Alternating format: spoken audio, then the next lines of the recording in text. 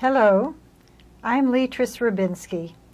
Today we are interviewing Bertha Lautman, a Holocaust survivor. The project is sponsored by the National Council of Jewish Women, Cleveland section. Bertha, we're anxious to learn about what you are doing now, something about your family, and something about your plans for the immediate future. Would you share that with us, please? Sure. Well, right now, my husband and I are enjoying. Your family? Yeah. I know this is an emotional time for you to think about that. Our children are grown now, and it's been wonderful. It's been great. We have 3 grown children. Our youngest is in medical school. Our daughter is married to a doctor, lives here in Cleveland with 3 small children. Our older son is married, lives in New Jersey with 2 children, and Jeffrey is at Ohio State Medical School. It's a great time for the 2 of us, enjoying our little ones, and having peace at home with no children running around all the time. So it's really great. Would you like to tell us about what you are doing, your work, your husband's work? Yeah. My husband has a furniture business. Started out from the very beginning when he came to the States. And I work at Montefiore Home. I'm director of arts and crafts. I've been there for 15 years. What type of home is that? Nursing home, old age nursing home. We do a lot of work with the residents, and I have enjoyed every minute of it. My work there too. I started out to work when my youngest child started kindergarten. I was one of those mothers that looked around for the child and didn't want to clean and cook and bake, so I started to look for a job. And I found a job at Montefiore Home, and I've been there ever since. Would you like to describe some of the things you do there with the residents? We do a lot with our residents. They come to the craft room as if, I'm going to work. We do all kind of craft things. We work with tiles, sewing machines. We have professional dressmakers from younger years, still doing quite well. We take them to shows, we take them for lunches. We make life pleasant for them. At least I think we try. And it's the best place at Montefiore Home if you come to arts and crafts. Mm-hmm. So making life pleasant is really important part of your life now. Bertha, very important. Would you like to share with us some of your plans of things that you're going to be doing with your family in the next few weeks? My immediate plans, like 3 weeks from now, I probably will be in Israel. We hope to leave February 10th, my sister and I and my husband. We have our oldest brother in Israel. He is paying for my sister and myself round-trip ticket to come to Israel to visit him for his special birthday and the celebration of our 40th year after the Holocaust. It's going to be 40 years that the 3 of us got together in Czechoslovakia. And we really are looking forward to this. It's a happy occasion. Happy, but also sad. Are you going to have other members of your family there with you? Not our family, not our children, but we're going to have them, my brother's daughter, my brother's son. We have cousins that I haven't seen in a long time, and it's going to be a big party, I think in a hotel. We're all going to get together. So it's going to be a big celebration, a big doing. So Bertha, in effect, is going to be like a celebration of life.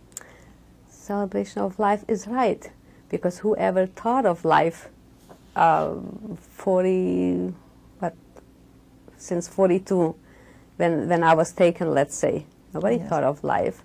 What do you think are going to be some of the things that you will do when you get together? Do you think there'll be reminiscing or singing, or share what you think you're going to be doing? You know, I've spent time in Israel. This isn't my first trip with my brother.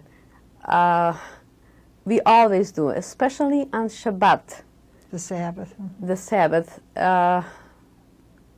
My brother like sings the same tunes that our father did. And he would always say, Betushka, remember? And there's a lot of reminiscing because, you know, we talk about all the children, the rest of the children, the rest of the siblings that we lost.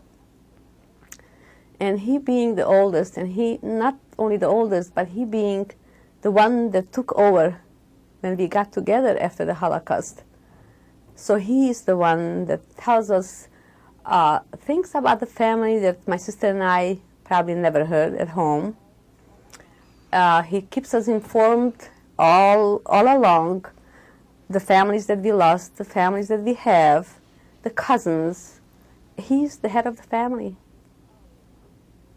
So I'm sure you're looking forward to that. Oh with yeah, great it's pleasure. very exciting, very exciting. And I feel fortunate that I have the schus, that I have the pleasure, that I have lived to it, and I feel honored that, oh, my husband is paying for it. Now that's... Your brother. Yeah, my husband, my brother. Right.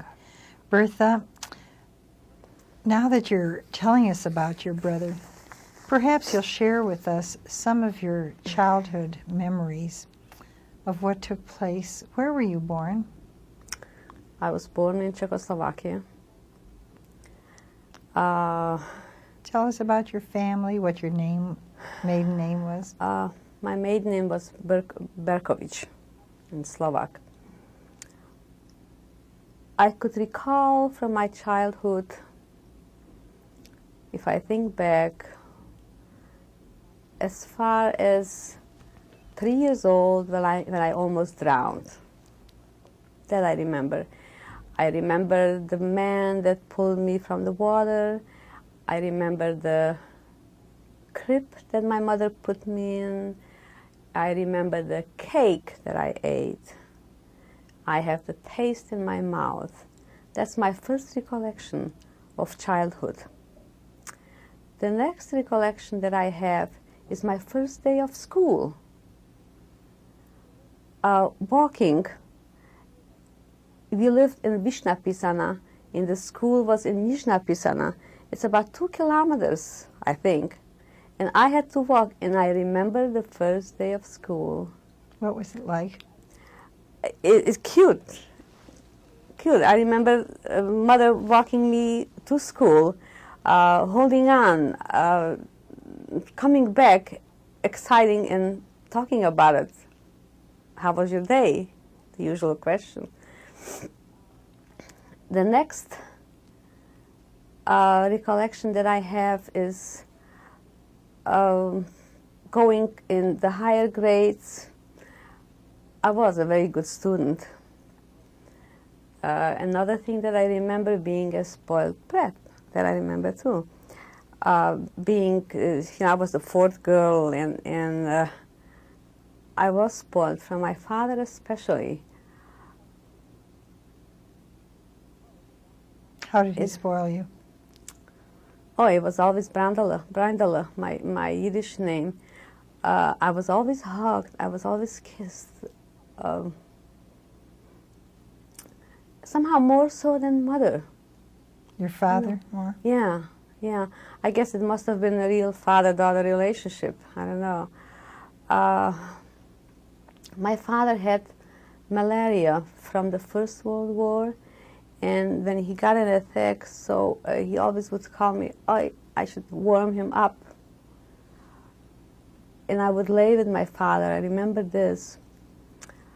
When Friday afternoon came to get ready for the Sabbath, it was beautiful, a beautiful sight. we were not rich people, because with 7 children, let's face it, but it was very balabatish, very proud of everything that we had there. The table was set, the home-baked challah. This is Sabbath bread. That's right, the Sabbath bread. The Friday night meal, I remember. What was it like? Beautiful, beautiful. Fish that somebody that worked there caught small, very small fish, nothing like fish here, believe me. But they were made, cooked beautiful, sweet. My mother cooked them sweet. The chicken soup, not as much chicken as people eat here. And I do not remember a dessert. I can't recall that at all. Did your mother bake? My mother baked. I remember the flamplessel on Friday morning. It's like pizza bread with cheese on it. And buchti, it's kuchen dough. I remember kuchen. Kakao. Coffee cake Coffee that cake. rises, right? Yeah. I don't remember torts though. I can't recall. Only on the last day of Passover, a small sponge cake. That's all. Otherwise, I don't recall torts at all. Mm-hmm. Of course. What did your father do on the Sabbath at the table? Besides Zmirot, Singing? the singing of the prayers, and at the benching, at the blessing, afterwards, he was falling asleep at the table. Then he took a nap, and after he got up, well, he had to learn, was it Chumash? He learned the Bible. The Bible. Then you say the Perik or Bertha Nafshi. Most of the Sabbath afternoon was spent with the Hebrew books. And Mother, did you participate also? Yeah, we had to do it with this we did with Mother. We sat with Mother and we had to read the Hebrew books also. What kind of stories were they? Stories from the 5 books of Moses. I wish I could remember them all now, but I have to do them all every Saturday afternoon. The recollection of that is vague. I don't really remember. But I know that we were sitting with Mother. I mean, it was a must. That was the thing to do on Saturday afternoon. So you were a deeply religious family?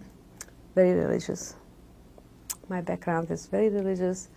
My father was a Hasid, close-knit, warm, as I say, not rich, but very proud, and very proud of the 7 children. The children were everything.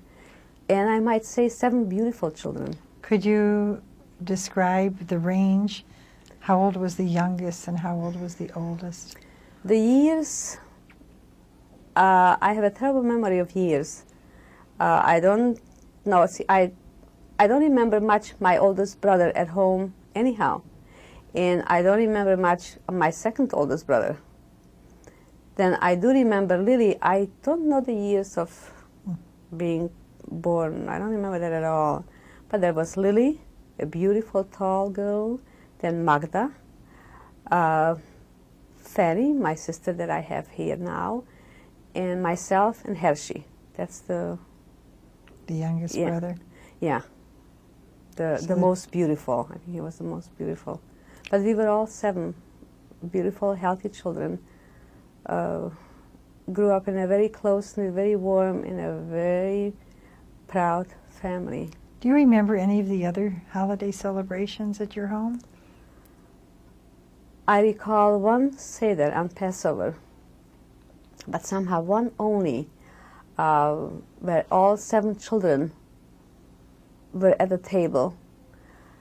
I remember the beginning of the Seder, and I remember the meal.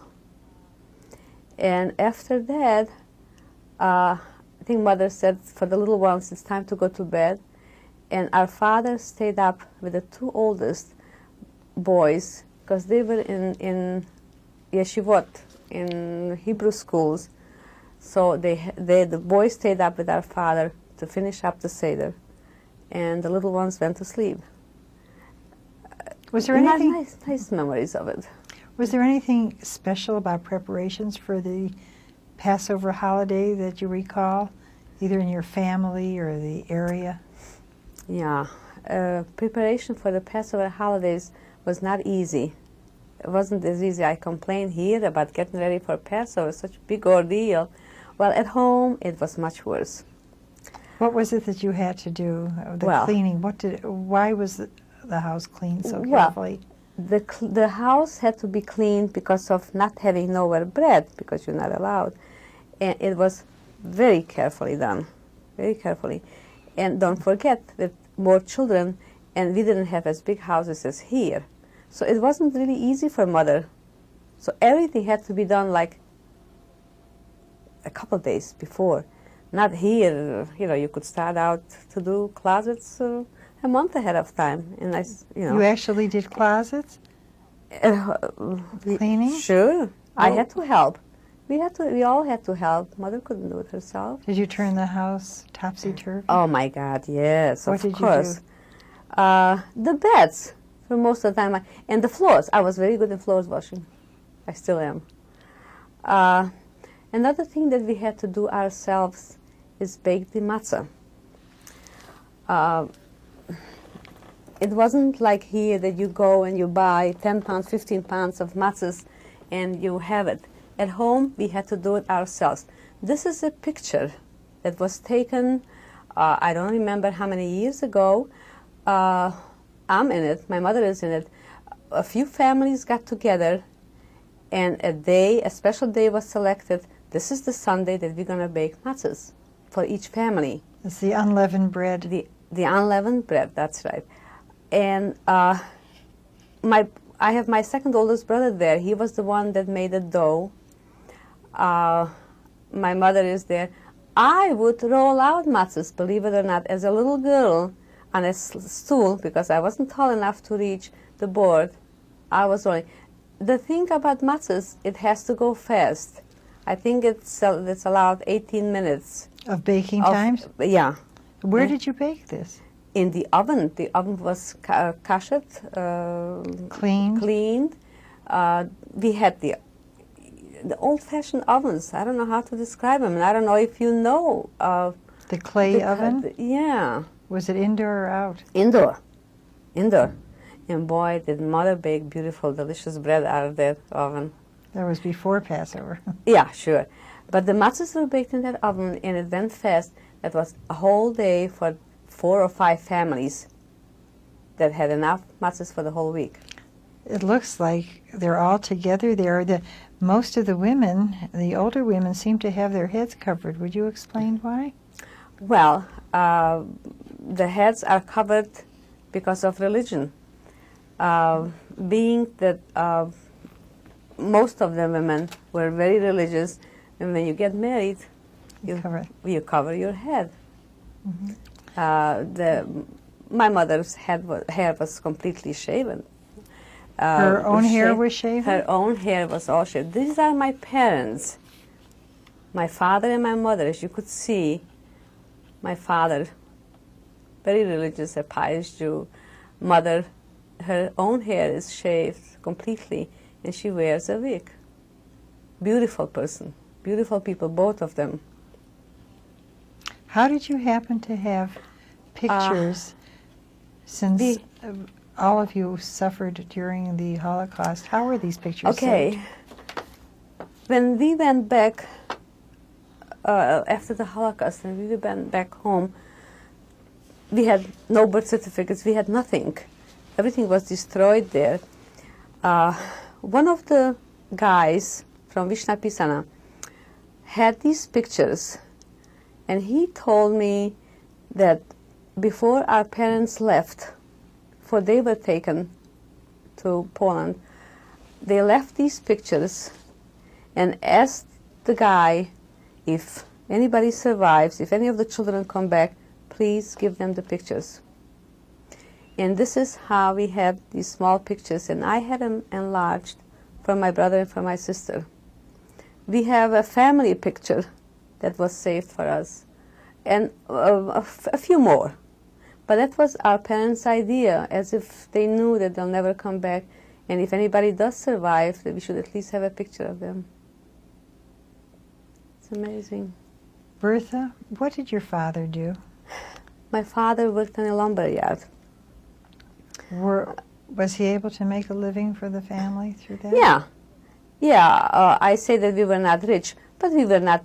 You would probably not consider us poor people. You know, we had a nice home. I don't remember ever being hungry. We were dressed well, considering, you know, under the circumstances. So we probably did make a living. Then when my sister, I remember my oldest sister became a dressmaker, so she probably helped along. But the boys were still in yeshivot, in schools.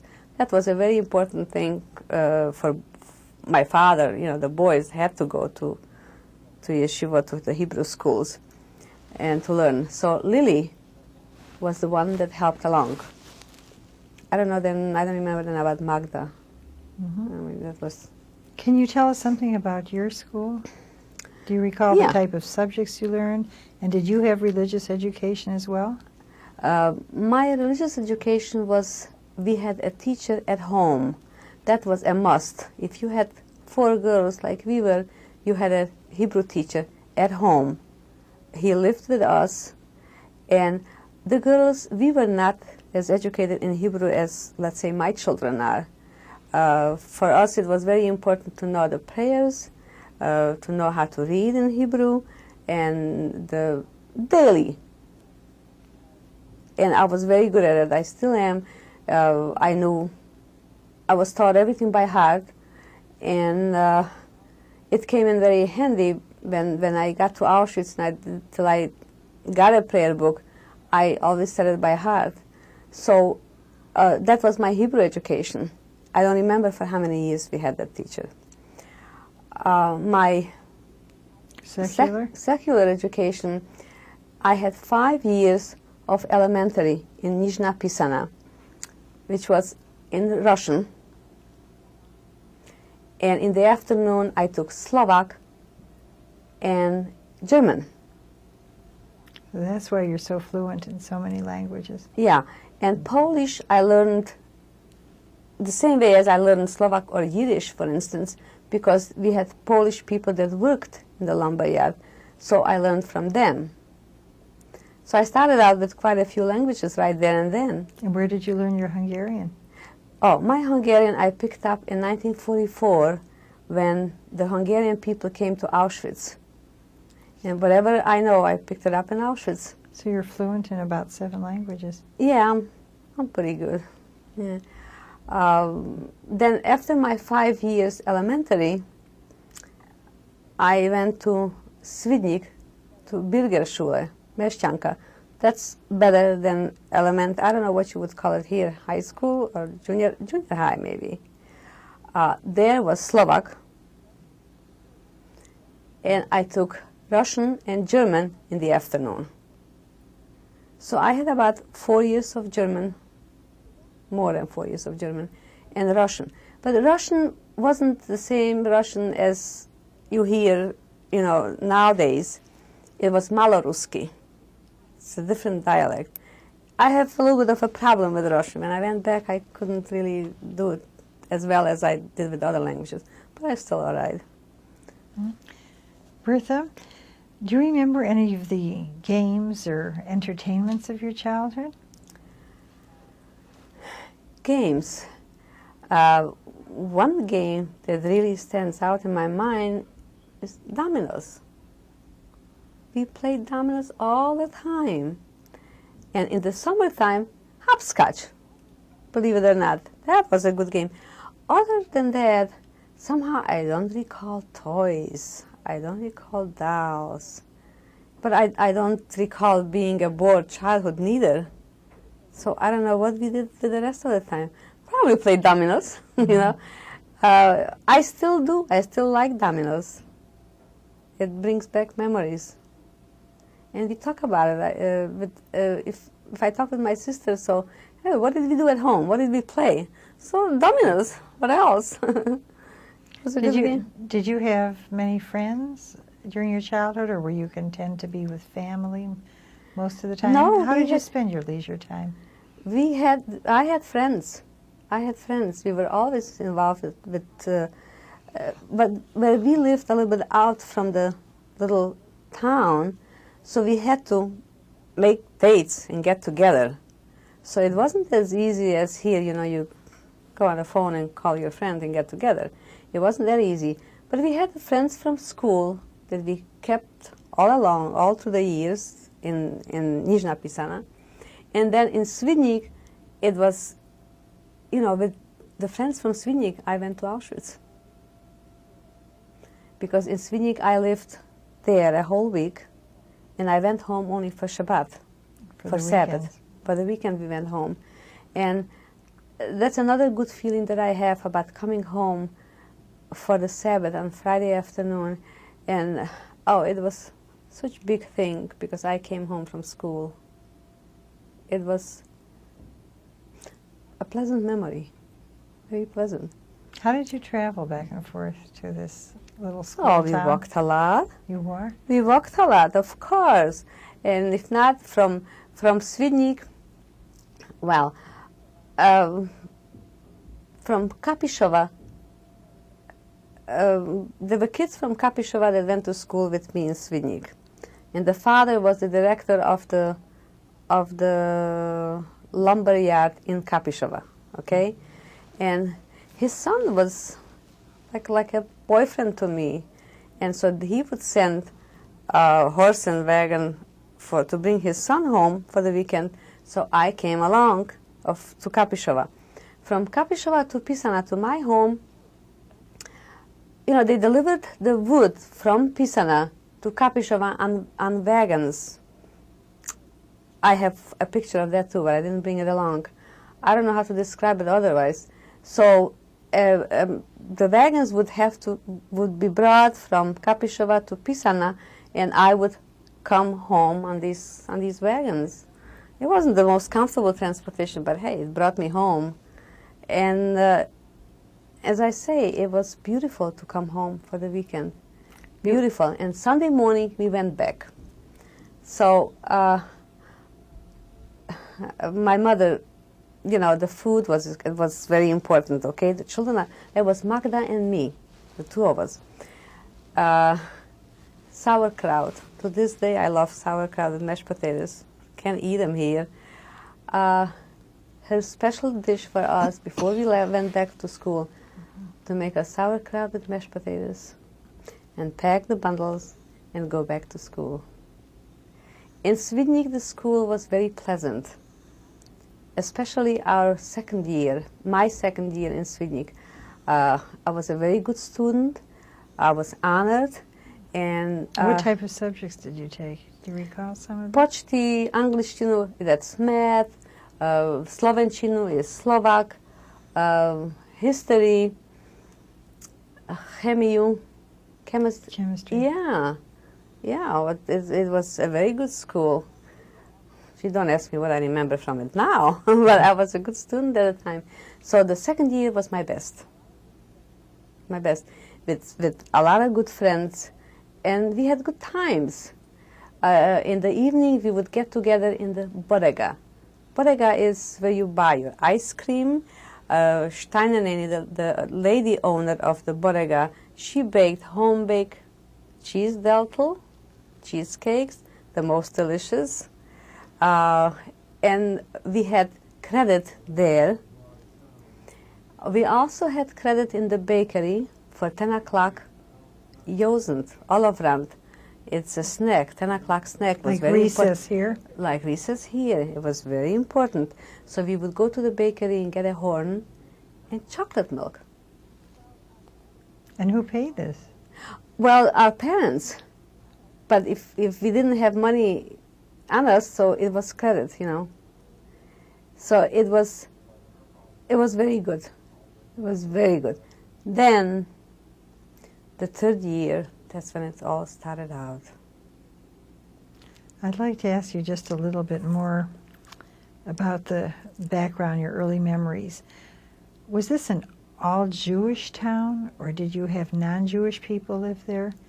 Do you recall any interrelationships with your family and non-Jewish people in the town? Could you share that with us? No, there were only 3 Jewish families in Vyšná Pisana. All not Jewish. I don't recall no anti-Semitism at that time at all. They worked for my father. We had a lady that came to our house ever since I could remember, Maria. I saw her in 1970 when I went back. The relationship with the non-Jewish people was nice, was normal. They knew that we observed the Sabbath. They knew that a woman comes to make the fire on Sabbath because we were not allowed, or the lights, and the relationship was great, I would say. Did you ever play with the Christian children? Of course we did. With the Polish children that lived right around us, and with the Slovaks. I mean, it made no difference. It made no difference at all. It was a very good relationship, and even in school.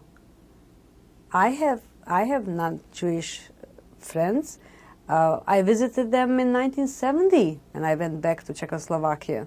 Do they remember you well? Of course. I visited them first when we came back, when we went back home, and then in 1970 I looked them up. Sure, they're young men, and they remembered me. It was good friendship. It was good friendship. No, made no difference. In business also, did your father say he was able to get along well? Yeah. Yeah, as far as I could remember. I don't remember ever father telling problems, except probably the everyday problems like in any normal life, you know. Mm-hmm. But I don't recall any problems. Mm-mm. Bertha, you said there were only 3 Jewish families in that little town. Where did your father go for synagogue prayers, or how did you all participate in services? Well, in Medvedev, that was another little town that where the minyan was. That's where the services were conducted. And when I remember to go on the high holidays, so we walked there. I don't know how far it was. It was like over the hill, so it must not have been too far. And they got together, and there was minyan. There were the services on Sabbath. And I don't know what was Friday night like, though. I don't know if my father went there or not. I don't remember this. But on Saturday morning and on all the holidays, and on high holidays, we would walk together with parents and stay there overnight. We slept on floors. We slept wherever was possible. Where'd you stay with other families? With other families, sure. And mother took along food for the children. And it was fun. It was good. It was very good. Did your father have any attachment to any special rabbi, or? It's a Pinker rabbi. There was a special Hasidic That was religious special, leader? Yeah. And my father would go on Sukkot. It's a feast of booths or tabernacles? Yeah. He would go there every year, that I remember. Because that was his rabbi. And but mother didn't go along, only him. She stayed home with us. I remember that a couple times that my father left. To go back to all this. Bertha, do you recall ever hearing news from other countries, the outside world, from your childhood? Or was your world really enclosed in that special place? Very much enclosed. in Pisala, in Kapišova and Svidnik. The school, the home, the everyday life. I do not recall. No. Then, when trouble came, that's when we started to hear. In the But 1930s, did you ever hear of anything that was going on in Germany? I You don't weren't recall aware of at that? all. I was not aware of anything because, I had a normal life. Your parents never talked about that with you? No, I don't recall that at all in the 30s. Bertha, did your parents ever anticipate that any of you might leave that town or that area, either your brothers or the children as they would grow older? Did they ever think about having you settle someplace outside of those small towns? I do recall Lily, my oldest sister, that she should maybe go to America.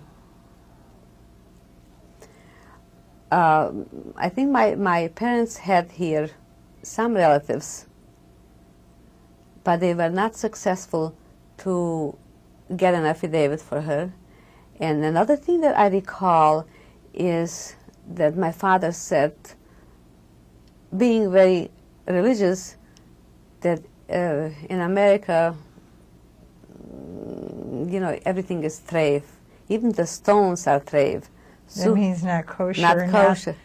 Not suitable for religious people. For religious people. So, he wouldn't agree with my sister leaving home. But then she got married and she moved from Pisan. She lived in Humene. That was a city already. But that's the only story that I remember with Lily. Of course, the boys were not home anyhow.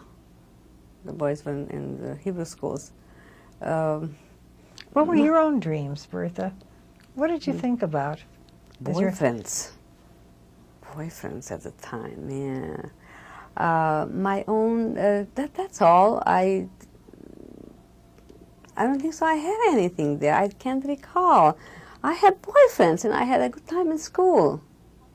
That was fine with me. And coming home and being with the parents, I think was great. Did you ever have any dreams of what you would do in the future when you grew up? Yeah, I had my own dream. Which was? And I had, my idol was Vaginiova, the teacher that I idolized. And that's the one I wanted to be like Vaginiova. And I wanted to become a teacher. That was my dream. In all the years, and I kept on telling my mother all the time, because my father, being a Hasid for him was good enough. 5 years of school, just learn Hebrew and get married and whatever. Mother was different. As a matter of fact, my mother registered me for Svidnik without my father knowing about it. And I remember it costed 20 crowns. And 20 crowns at the time was a lot of money, I imagine, so, So she registered me without my father knowing that. And once I was registered, and all right, so for Brindala, so okay. So that's how I went to Svidnik to school. I always wanted to become a teacher, just like Vaginiova. Did that involve thinking about going to university someday? Oh, yeah. Where did you hear about university? Where would you have gone? That we knew, Bardejov or Prešov. Well, that was the closest. And I wanted to go to Prešov, not Bardejov. Because to Bardejov, I went quite often because we had an uncle there and an aunt that wanted to adopt me in the worst way because they had no children. So I went quite often there, vacations. So I didn't want Bardejov. I wanted Prešov. That's the dream that I remember, which never became a reality. But that's what I wanted to be. And of course, if I remember to talk to Mother about it, she said, yeah, we're going to try. Just study, be a good student, and we'll try. And I'm sure I would have made it. I'm positive. When did you first begin to realize that things weren't going to continue in the same beautiful way in your hometown? Do you recall the first inklings of something being different? Well, the first inkling came when the non-Jewish woman was not allowed to come to a Jewish home. Who made that rule? The Slovaks. The Slovak gardisten, they called them. How did It's they like let you know that? Was it in a newspaper Well, or it the was in radio? a newspaper. Sure, it was in a newspaper, and if she did come, like this Maria that I talked about, if she did come, she came early in the morning.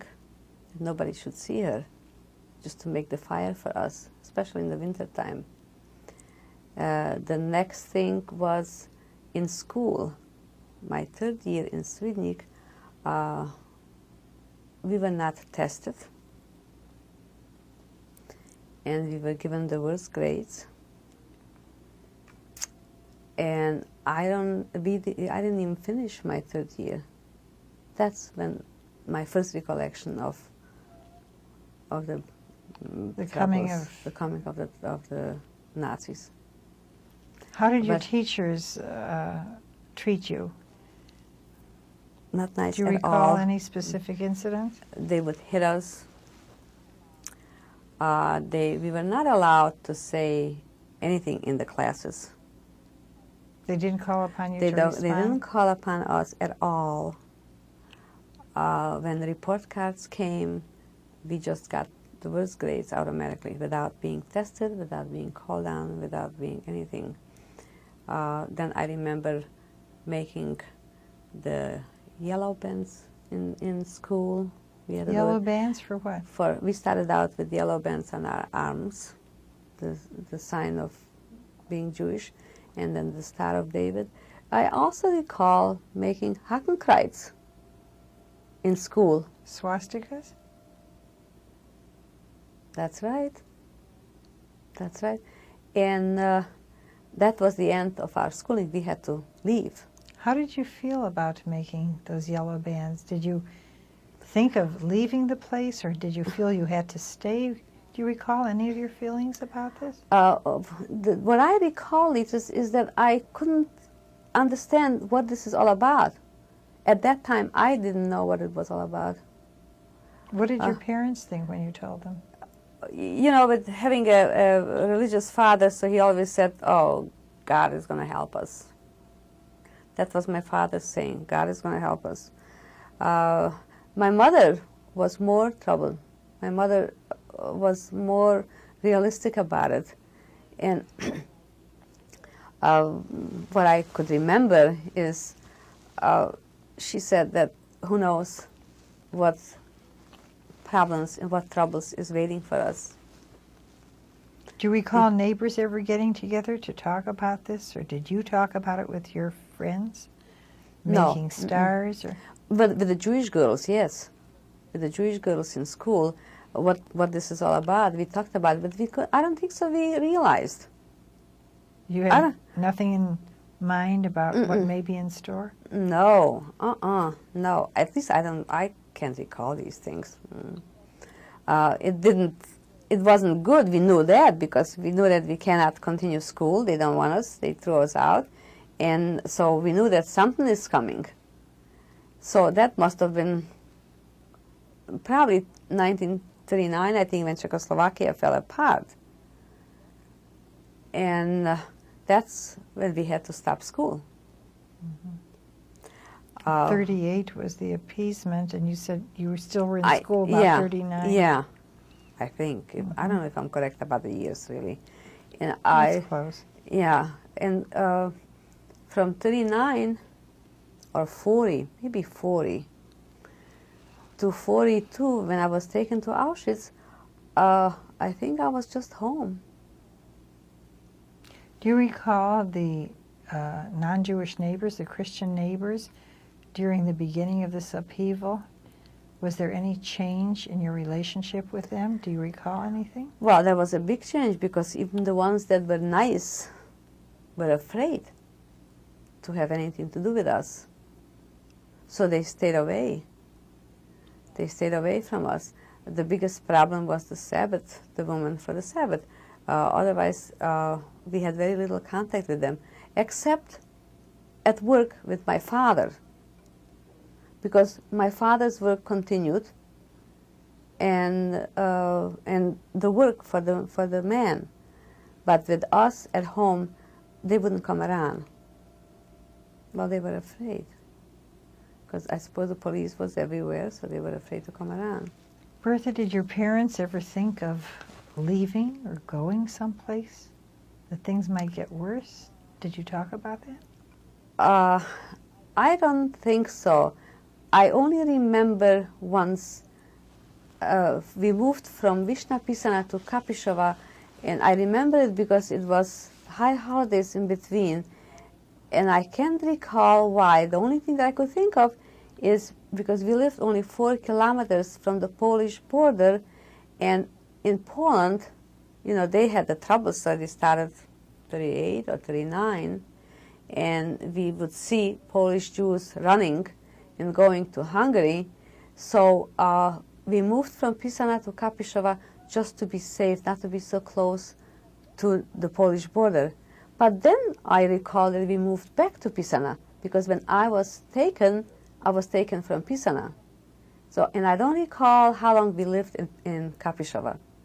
That's the next town from Pisana. But I do recall that we moved from Pisana. Do you recall the change of atmosphere in your own home? Did things begin to change as far as supplies and the ability to procure food? What happened? The whole atmosphere changed. That I remember my father being very worried. What's going to happen? It's the only thing that I recall, the two of them talking. What's going to happen to us, and what's going to happen to the children?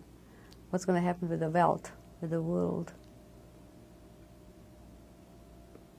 Versorgt, worried. Not the same father, not the same face. Especially when one Passover Eve, I remember we were outside and Polish Jews were running from Poland, now Węgry they call it, that means Hungary. And I remember my mother said, would you like to stay with us for the Seder, for Pesach? And he says, and this as if it would happen now. He says, no, they have to go because the troubles in Poland are tremendous, and the Jews are running away, and he cannot stay so close to Polish border, so they couldn't stay. And so when we did have the Seder, so I remember my father saying, who knows where we're going to be next Seder. And boy, was he right of saying this. Was he right? Did you hear anything in the radio about that time, of what was happening? Yeah, by that time, on the radio, I could recall when Czechoslovakia fell apart and the Gardisten, what they're going to do to the Jews. All the things that they predicted. That's what then they brought it out. So you were aware so that we things were aware by then. Getting bad. Yeah, yeah. And as I say, I could recall my parents' faces were not the same. Did any of the neighbors ever come together, or relatives of yours, do you ever recall that they made any plans of what they would do or what the family should do? No, I don't, Litris. I really don't recall. That one uncle that we had there, he came around. I remember Nukumbachi being home with us. They didn't know what to do. It's just sitting there and waiting what's going to happen. And that's exactly what we did when they took me, for instance. There were no attempts to escape or to run away or to No, go except anyplace? they when things got very close, very bad, so they my sisters were hidden, and I don't even know how that happened. Where were your brothers at this time? My oldest brother was in Uzhhorod, and my second oldest brother, Wolvi, I think, was home. Yeah, he worked at home, I think. Yeah, Wolvi was at home because I remember when they took me, Wolvi was in Prešov to see about Magda and Fanny, if they're okay. Because he came to Stropkov to say goodbye to me, and he told me that the girls are okay. How old was the youngest child? How old was Hershey? I don't know, 10? So he was a youngster. Yeah, yeah. But that's the only thing that I could recall. Being my oldest brother was married, and he lived in Uzhhorod. Did he have any children yet at that time? Yeah, my brother had 2 boys. That is the brother you're going to see now? That's the brother that I'm going to go to see.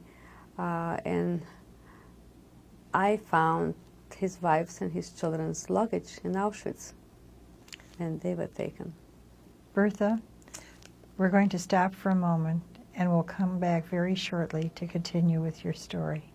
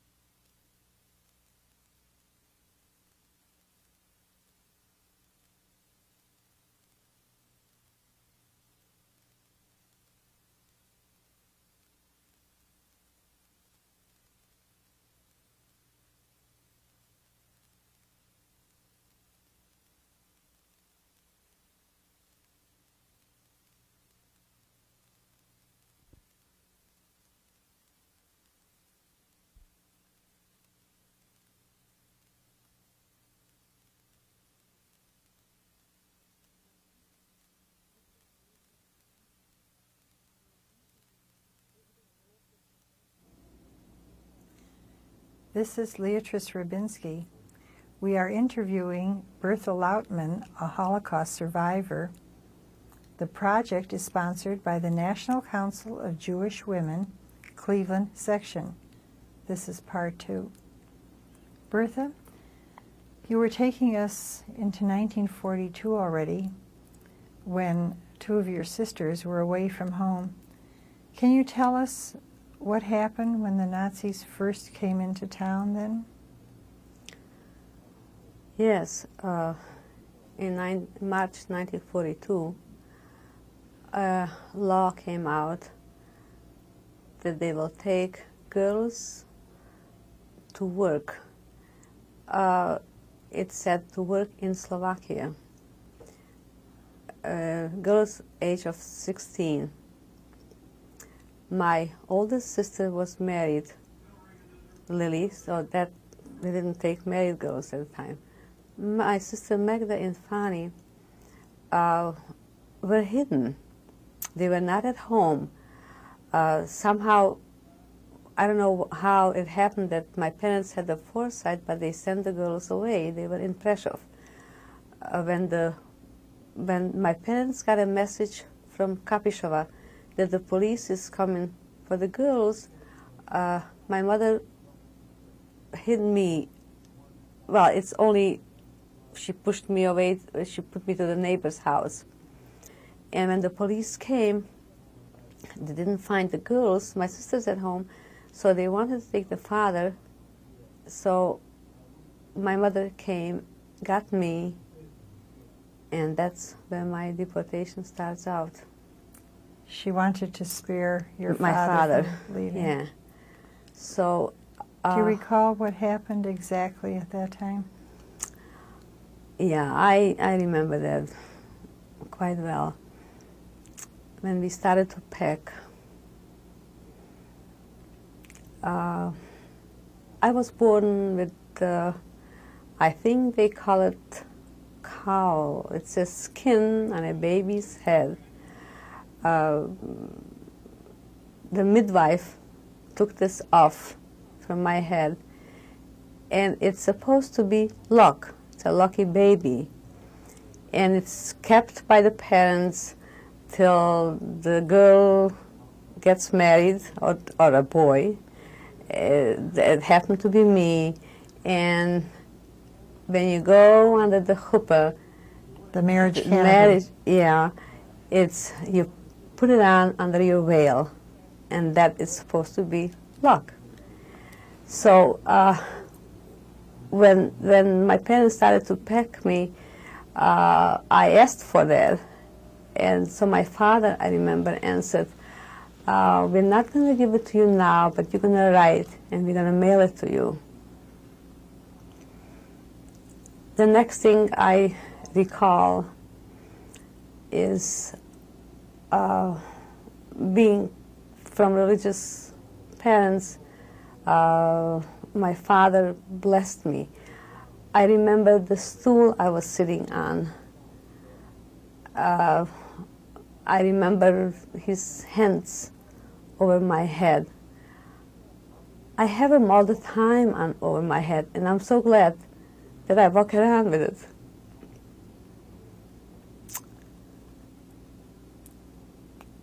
He blessed you before you left the house? Yeah. Do you remember any words that he said to you? The most I remember, he said, oh, God is going to help. You're going to come back home soon. And you're only going here in Slovakia. And it was supposed to be in Zvolen. It's a city in Slovakia. And the crying, I mean, I guess that's my first recollection of my father, seeing him cry after when I was leaving. It was towards evening already by the time I left home, and it was 4 weeks before Passover. I remember we had clothes hanging outside on the lines, and my mother told Hershey, my little brother, make sure that you bring the clothes in, because my mother came with me. I went to Kapišova with my mother on these wagons that I talked about, that they were transporting the wood from Pisana to Kapišova. I could still see my father walking away.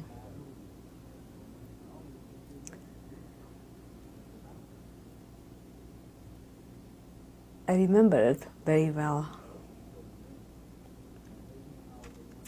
Leaving home. So we left, and my mother came with me to Kapišova. In Kapišova we had to report at the police station, and we spent the night with Einhorn family, with the family that the boy that went to school with me. And in Kapišova there were quite a few. That was a bigger town already, more Jews. Everybody got together there in this Einhorn home, everybody talked about it. Nobody could figure out where are they taking us. Were there other girls that you were with who were leaving with you? Yeah, yeah. I remember sleeping very little. Very little. I don't think so my mother slept at all. They were sitting there. I could recall, I could see faces. I remember it so well. The next morning, we had to leave Kapishova by buses, and we were taken to Stropkov. Stropkov was where all the girls from East Slovakia were concentrated. Were there a lot of girls traveling with you at that time? Do you remember talking with those girls? Did they say anything? What did you think about? We were wondering where we are taken. That's the only thing. And I don't think so I ever thought of that this is my last time of seeing my parents. I don't think so anybody thought it's going to be that bad. At least I don't recall this. I don't recall this. Did you anticipate going to work? Going to work and Did you coming know what back kind? home in a shoe factory. That's what they told you? Yeah, Zvolen in a shoe factory. So just going away for a while and then coming back home. Nobody. I don't even think that the parents. Nobody thought of Auschwitz. Did you know what Auschwitz was? No. No, of course not. Never heard about Auschwitz. And I don't think so our parents knew. I don't think so our parents would thought of destroying the Jews, killing, burning crematoriums. I don't think so. It's just that they're taking us and we'll come back. So we traveled to Stropkov, and that was the time when I had to say goodbye to my mother. And in Stropkov, my second oldest brother came from Prešov, and he was the one that told me that the girls are okay, and he's going to be going home with my mother.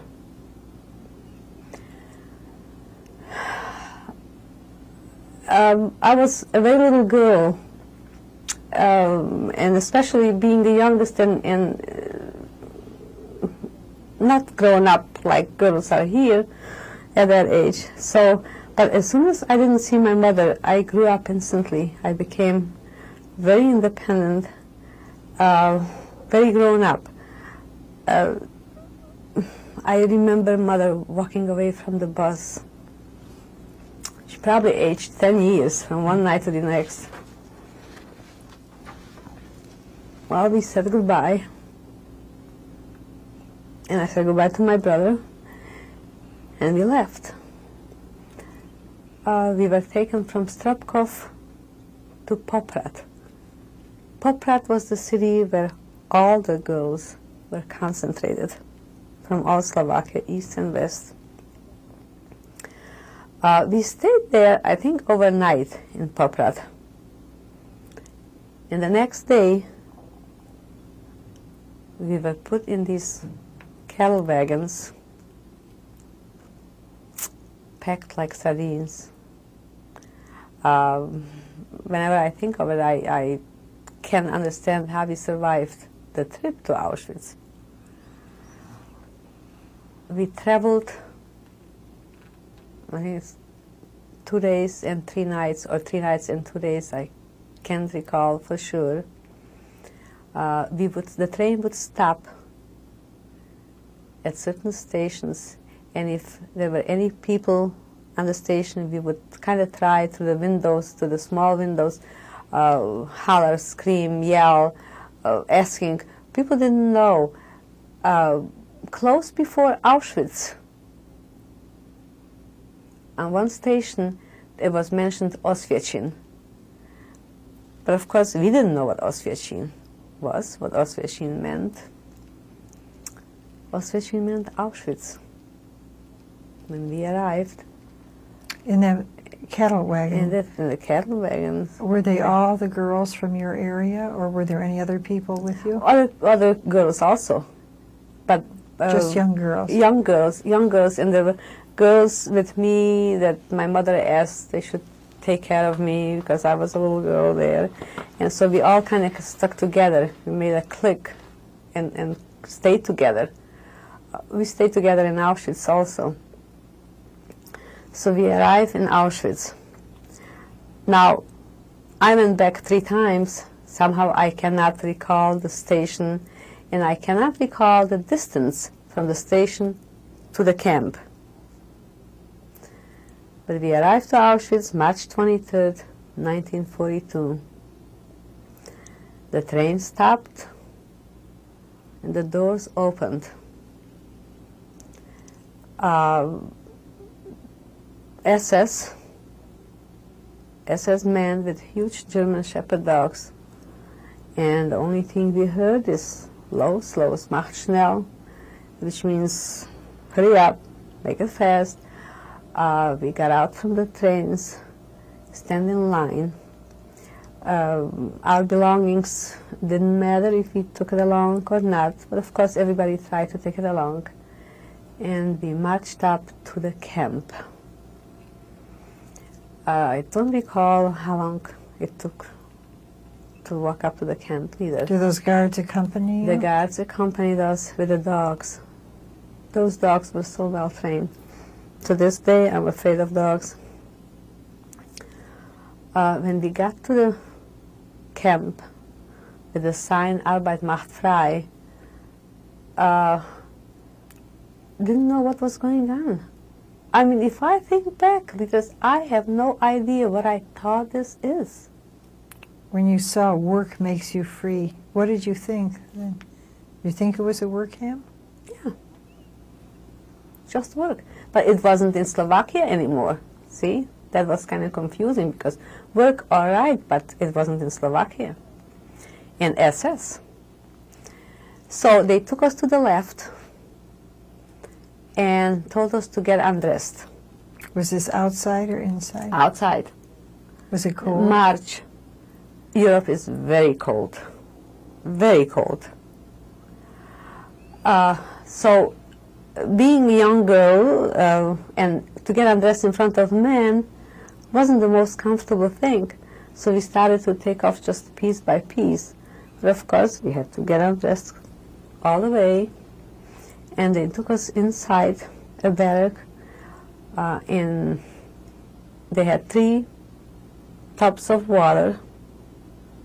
Were they just water, or do you recall that it felt any different from water? It had something in it. Was I there remember burning, what. or you don't recall? I don't any recall, specific? but it had something in it. And then they shaved my hair.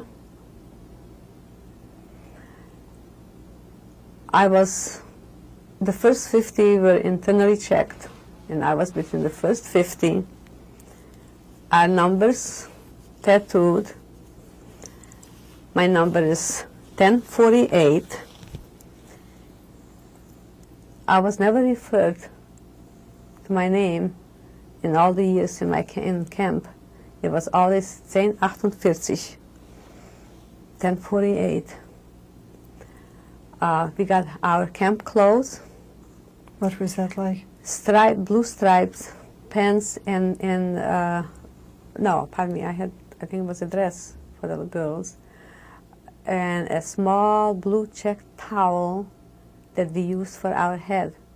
Can you imagine in March to come out from after 3 tubs of water and shaved and with a little bit, very little clothes on? Did you have underwear? No, no. And to stay outside again in line, waiting to be taken to the block. It's not normal. Well, we were taken to block 1. We stayed in that block for 4 weeks without going to work. What did you do all day? Nothing, just sat. Well, we were woken up early in the morning for Zählappell. Zählappell is roll call. You're being counted. And we were counted all the time, morning and night. For 2-3 hours, sail apple was nothing in that cold weather. My shoes were wooden. Like clogs? The wooden clogs, yeah. And the socks very thin. I don't know how I survived that. So for the first 4 weeks, that's what we did. We stayed sail up in the morning. We got our black coffee with a small piece of bread. That was our breakfast. And waited in the beds. In Auschwitz, we didn't have koyas like in Birkenau. In Auschwitz, we had bunk beds. I must take it.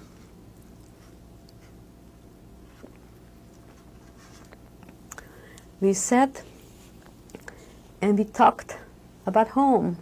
We talked about parents. And we talked about food. Well, food because we were hungry. Parents, I say we because this is the clique that my mother asked the girls to take care of me. We were ready to give our lives to see our parents one more time.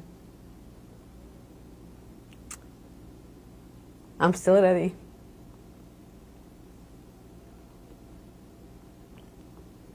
Did you have any special friends there?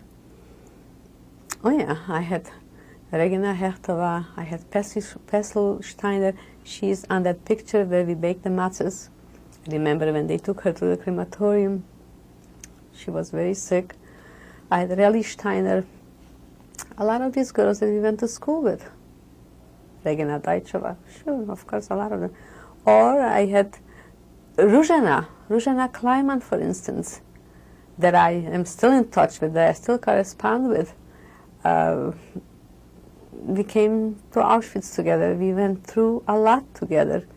And I stay in touch with her from Bratislava. After the 4 weeks of not working, they started to take us to work. What was our work? Digging ditches, day in and day out. Was that near the camp or on the campgrounds? No. We had to march, I bet we marched about 5 kilometers to get to these ditches. I have no idea what they used them for. But this was our work, day in and day out. Who supervised you? SS with the German dogs. Was it harsh? Very harsh, because if you stood up, just straighten yourself up a little bit, the dog would jump on you. I mean, it had to be continuously working, continuously digging. We were woken up early, Zählappell, and then the black coffee, and then going to work. The diet for lunch was soup made out of horse meat, which was horrible. And then when we came back to the camp, again, Zählappell for hours, and the black coffee and a small piece of bread. Very little food, really. The first 4 weeks, I didn't eat the soup because it was made from horse meat, and horse meat isn't kosher. After the 4 weeks, Passover came. You were keeping account of days? Yeah, somehow or other, I knew when is Passover. And you know, by Passover, I had a Hebrew prayer book already. Do you know Don't remember how I got it, but I got a book already by then. So when Passover came around, I gave up the bread because you're not allowed to eat bread on Passover. And I ate the soup. Now, to give up from very little food, to have the nerve, the guts, the will, to give up the bread for the whole week of Passover, that meant a lot of respect for parents, because I did it probably out of respect for my parents. This was your defiance. Yeah. That's the only thing that I was able to do for them. Were you able to get any news at all through new arrivals of what may have happened at home? Oh yeah, when new girls came later on, so they told us what's going on. And I knew when my parents were taken to Majdanek. But getting back to Auschwitz and myself, after Passover, little by little, I ate the bread and I ate the soup. And I was in Auschwitz till August of 1942 with the same work, with the same Zelappel, with the same thoughts of going to the bathrooms and hearing, making up news. We call them zachodove spravi, the news that you get in the washrooms. So the spravi, the news was that, oh, we're going to be liberated tomorrow. We're going to be liberated tomorrow. Tomorrow came much too late. Much too late. August 1942, we moved from Auschwitz to Birkenau. Did you know what that was or what you were going to? No. No, we How did didn't. you get there? Marching up, just marching up. Did they tell And you they- what you were going there for? No, they brought us to Birkenau, they put us in the barracks. What was Birkenau like? What did it look like to you when you came there? Birkenau looked worse than Auschwitz, because the Auschwitz barracks were nicer because of it was made for soldiers. It was built for soldiers. The barracks in Birkenau were horrible. There was no floors. It was just earth, and instead of bunk beds like in Auschwitz, we had koyas, we called them. Like It shelves? wouldn't- Yeah, like shelves. That's right. So slept on wood, on boards only, with a couple blankets for 6 girls And in the one cement koya, walls? in cement walls, and the entrance, as you recall, the entrance to get into the barracks, was a terrible picture. And I was there till October 31st, 1944, in these barracks. So when we came to Birkenau, August, I was very concerned about winter, being that I'm always very cold. I'm cold right now. I heard one day that they were looking for girls for Leichenkommando. Leichenkommando is sacred society, I think they call them. Wherever a person dies, we were the ones to pick the body up and brought into the Leichenhalle. Leichenhalle was a booth that we just threw one body on top of the other, and then the truck would come around 2 o'clock in the morning, and we would throw again the bodies on the truck and be taken to the crematorium. Bertha, had you seen a lot of dead bodies, or were you aware of so much death when you were in Auschwitz I in the main camp? Auschwitz I, we didn't see that many. Auschwitz I, we heard about, we saw committing suicide. But dead bodies laying actually on the streets, on the camp, we didn't see in Auschwitz I, as we saw in Birkenau, Auschwitz II. What did you think when you saw all of these bodies? Well, by then, we knew that this is the end. By then, like Rivka went today to the crematorium and I'll go tomorrow. By then, the only hope that I was hoping for and the only prayers that I had is they should give us enough gas once we get to the crematorium to the sauna before the crematorium. There was no life. There was no hope anymore. You really faced death? Oh, of course. Death only, as I say, I prayed only for giving us enough gas, not to suffer. Did you see the crematorium? Were you aware of where they were and the gas chambers? Oh yeah, they were in Brzezinki, and of course you couldn't miss it. The camp was lit up from the crematoriums 24 hours a day. The crematorium was going, especially in 1944 when the Hungarian people came. The crematorium was on day and night. When you arrived in 42, were you aware of people being taken from the barracks or of transports coming? Yeah, because people started to come to Birkenau. Also, the selections started out in Birkenau.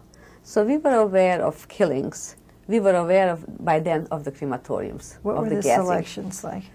The selections were when we were marching from work in the evening. And you didn't have to be sick. It's just whatever the SS felt like it. So you go to the left, you go to the right.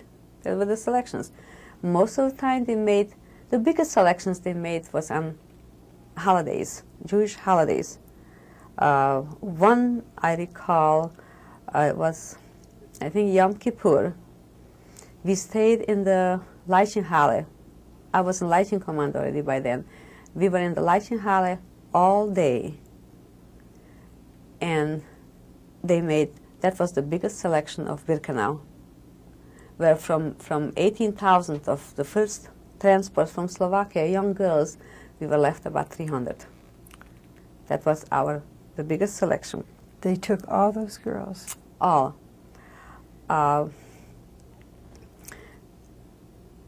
Leichenkommando belonged to the hospital, to the Revier. So we were waiting when the SS will come for us. But then when they did come, our capo was a lady from Slovakia, and she said that we belonged to the Revier, so they left us. The capo was like an overseer? Yeah. Or guard? A guard, yeah. Was she also a prisoner? She was also a prisoner, yes. They didn't take us to the crematorium. Were you relieved, or what did you think about it? So we didn't go today, so we'll go tomorrow. I remember I held on to Suri. Suri was my very close friend from home, much older than I was. But again, with my mother seeing, so Suri and I were together on the koya, on that bed, and I got her into the Leichenkommando, and we were holding on all day long, just so we should go together to the crematorium. Could never forget it. Did Suri survive? Suri survived. She went to Israel. She died in Israel. She had cancer and she died in Israel. Bertha, tell us about Leichenkommando. Yeah, getting back to Leichenkommando is when I heard that they were looking for girls for Leichenkommando and such horrible job, the girls around me said, now why would you want to do something like this? And I said from the very beginning, as soon as I didn't see my mother, I grew up instantly.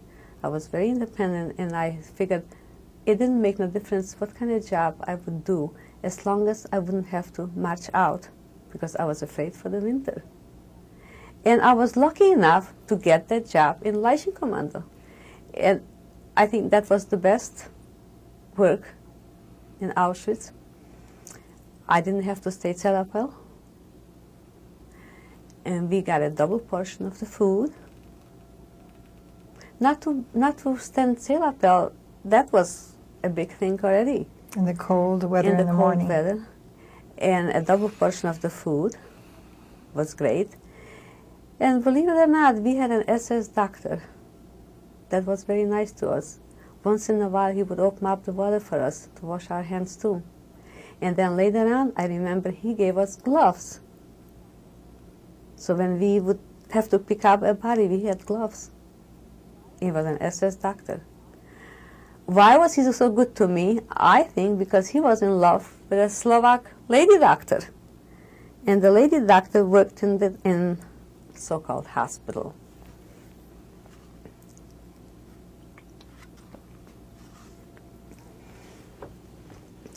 And I think she must have told him, and he allowed it. So Leichem Commando was my best place. And I also think that's how I survived Birkenau. I didn't go through selections, except this one in that Leichenhalle.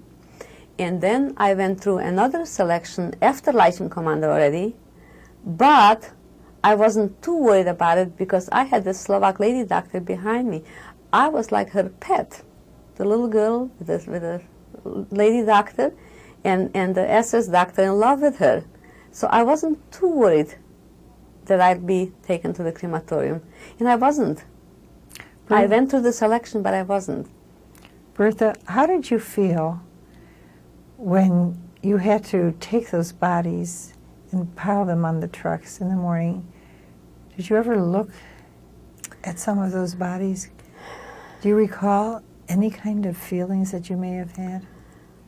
I recall the bodies. I recall girls that died, girls that I knew from home. We would be very careful with that body. We wouldn't just throw it like the rest of them. I remember asking for forgiveness. They say Machila beten. I remember this. Of the dead person? Of the dead person, that's right. And that before we threw it on the truck to be taken to the crematorium.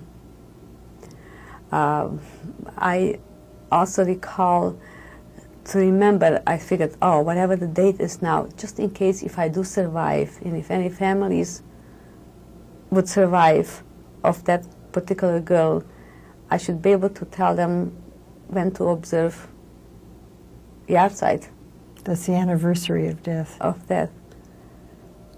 Can't remember the dates though.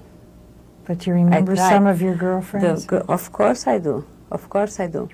I also remember from the 25th block. What was that? The 25th block was where they threw in a lot of girls, sick, most of them sick. And when they made the selections, they all pushed them into this 25th block.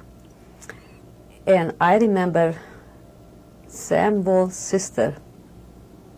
Sam Wall is a family friend that I remembered from home, from before the Holocaust. And the sister came with me to Auschwitz, and she was in between those selections, and she was sorted out to go to the crematorium, and they threw her in that 25th block. And I said goodbye to Rivche. How did you do that? How did you get into there? Because being a Leichem Commando, so I could have gone with the stretchers, the 5 girls, it wasn't me only, and we said goodbye to her. How did you say goodbye? Was she knew. Aware? Of course. How did she react to that? Dneska ja, zajtra ostatni. Today is me and tomorrow the rest of them. There was no life for us. There was no life for us. It was death. It's today you, tomorrow I'm going. How did you say goodbye to her? What did she ask you? Well, Rivche did tell me if I do survive, if there is going to be a oslobodenje, if there is going to be a liberation, and if anybody survives from her family, I should tell them how she died. Well, her brother, Sam Wall, he did survive. I never told him in details how his sister died, but I did tell him that I said goodbye to her. Sad stories. Did you ever contemplate suicide yourself? Oh yeah. Suicide was very easy in Birkenau. Just touch the barbed wires, and it took a second. It was electrified? Electrified, sure. I took a lot of girls away from the wires. The SS would shut off the electricity, and we would take the body away and take it in a Leichenhalle Halle. A lot of girls did commit suicide. And when I had my hair shaved for the 7th time, this is when I really was very serious about it. Suri, the girl, my friend that I mentioned before, she was the one that talked me out of it. How did she tell you not to do that? Not to do it. You know, maybe we'll survive. Maybe we'll be liberated. And it's not the right thing to do by Jews to commit suicide. So here I am. And it was Suri that talked me out of it. How did I get my hair shaved for the 7th time? After Leichenkommando, I was in Rotkäppchen. Rotkäppchen was a commando that unpacked the belongings, the suitcases that the new transport the people that came and brought along. That means red hats. Did you wear red hats? Red, yeah. Mm-hmm. So that wasn't a bad place to work because we had the food there, but what the people brought, so we were able to eat. And I had a good friend, a French girl in camp, and I put on a blouse I wanted to bring for her. And I was caught at the entrance. I was caught that I have a blouse on me. And that was the punishment, to shave my hair again. And that was the 7th time, and I was sick about it. So that was the time when I really was considering committing suicide. Were you ever punished in any other way during Birkenau? The only time that I was very careful. One of my friends came home from work and told me that she saw my second oldest brother, my Volby, at the same place. And he was in Birkenau also? That was, yeah. Mm-hmm. And she said that she thinks he might be there tomorrow. So I wanted to see him, and I thought I'll say without asking permission. It wouldn't have helped me to ask permission because I would have never get permission. But I changed commandos. And I marched out with this friend of mine, and I did get to see my brother. Was he aware that you were there? Yeah. He saw you? We saw each other, but just motioned. And when I marched back into the camp, the SS noticed that I wasn't from that commando. So that's why I was hit with her, whatever you call it. Her stick? Yeah. That's the only time that I remember. I was very careful. I never went to get a double portion of any food. I stayed away. I was very careful.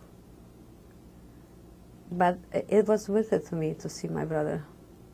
Did you ever see him again? No. He died in Birkenau. We found in Košice, we found a Totenscheinmeldung from him, a death certificate that came from Birkenau. So he died there, but I did get to see him. While you were working in the clothing, did you ever find clothing or packages or suitcases that were labeled from your hometown or people that you knew? Yeah. I found my brother's wife's suitcases. My brother, the one that I have, he survived. She came with 2 little boys, my brother's children. I remembered the address, the city and the address, and all their luggage. So I knew that she went straight to the crematorium. And of course, coming with 2 little children, she had no other chance but going to the crematorium. That was in 1944. when the Hungarian people came, 24 hours a day, the transports came, and most of them went to the crematoriums. So I found the luggage. Yeah. What did you do with all of that clothing and articles? Can you describe that, what you did with it? All were sorted. Did you unpack the luggage? Unpacked, sorted. The Germans are very pinklish, very precise, and everything was shipped, probably for soldiers, probably for families. People brought beautiful things along, and everything was sorted, everything was shipped away. Did you help sort? Oh, yeah. Where did you put all of these items? In stacks, and it was packed in huge cartons. It was all shipped away, probably for, as I say, for soldiers' families. Everything was used up. Bertha, did you ever witness an arrival of a transport while you were in Birkenau? I did. Could you tell us about that? The famous ramps in Birkenau, where the trains arrived, the people were taken out, and Dr. Mengele doing the selections to the left and to the right.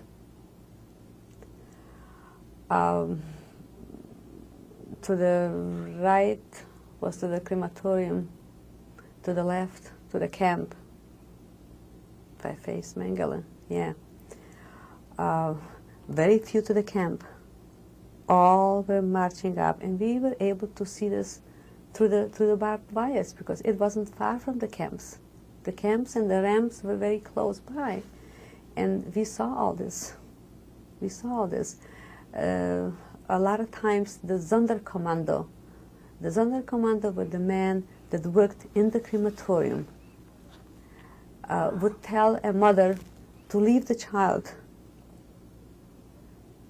because they knew what would happen with the mother if she's going to hold on to the child. Very few, of course, gave up. I mean, how can you give up your child? So most of them went to the crematorium, and the very few came to the camp. And when we would tell, the ones that came to the camp didn't want to believe that this is a crematorium where they burn people till they didn't find out. Were you aware of it in any other way? Was there evidence? Did you see smoke? Did you smell anything? The smell was there for 24 hours, constantly, all the time. The flames. You hear the screaming, the yelling, children crying, with Shema Israel all the time. The prayer? It was the prayer. It was all there. 1944 was the worst, because the transports came one after the other. The Germans were, as I say, very precise. By the time the next transport came, there was no sign of the first 1,000 people, just the few that came to the camp. It was all burned, and the flames were on all the time. And the smell, of course. The crematoriums were not far from the camps. So by the time the ones that did come into the camp, they realized that it's true, that they're burning people there. That's when the screaming, the yelling, the crying started out, with the families lost everybody. Did you ever hear any news during these 2 years and some months about your own family? Yeah, I heard when Lily came. She came to Auschwitz Lily also? came to Auschwitz. And did you see her? Told me, no, they told me that she was pregnant, of course, so she went straight to the crematorium. Then when Gershon Bash, somebody that I know from home, I remember from home, he said that Magda came, and she never came to the camp. So she went straight to the crematorium. And then my sister Fanny was caught in Bratislava. That's another story. My sister Fanny lived in Bratislava as a non-Jew on false Gentile papers that some of the young boys made up And like my husband was on false papers, and so was my sister. She had a friend that was also on false papers, and one day the police came and they were together. So it was no big problem to find out if the young man was a Jew, because only Jewish boys would be circumcised. So that was the sign that he's a Jew. And of course my sister was there, so she must be Jewish also. So the two of them were taken, and she came to Auschwitz November 1st, 1944. My sister Fanny. But she survived. She survived. So my parents were taken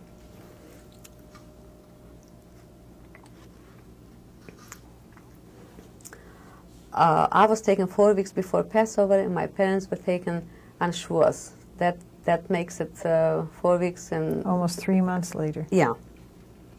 So my parents were taken with my little brother together, and they were taken to Majdanek. You heard about this from I somebody heard about from it, home? Yeah, I heard about it because I think even my brother, the one that I saw in Auschwitz, I think he came from Majdanek. That's what I was told, that he came from Majdanek to Birkenau, because he wasn't the only one that came.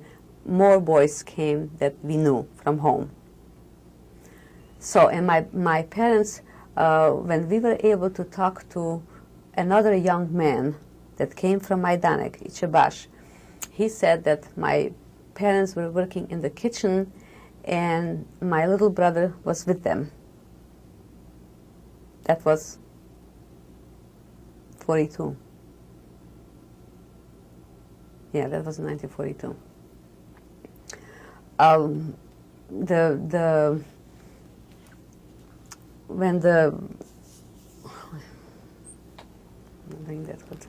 How long were you then in Birkenau? I left Birkenau October 31st, 1944. That makes it from 42 March, almost 2.5 years. 2.5 years. During all that time, were you ever aware of any underground movement or any kind of organized resistance? No. Would it at all have been possible, do you think? No, we did not hear about anything underground. We did not know about partisans or anything, except when Gershon Bash came. When Gershon Bash came, he was with me one day by the Leichenhalle, and he told us more about what happened with the Jews from Slovakia and with the partisans. That's the only thing that I knew then.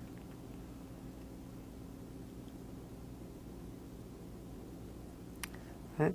Bertha, we're going to stop for a moment now, and then we'll return to continue your story.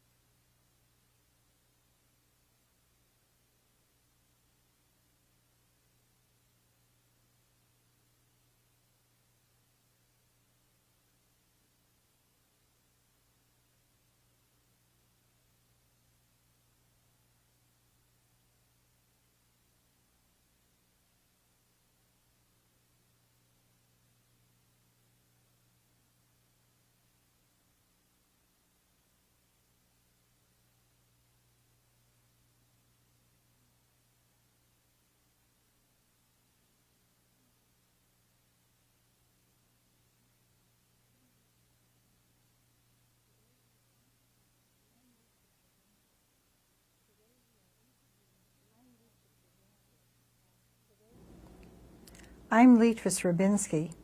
Today we are interviewing Bertha Lautman, a Holocaust survivor. The project is sponsored by the National Council of Jewish Women, Cleveland section. This is part 3.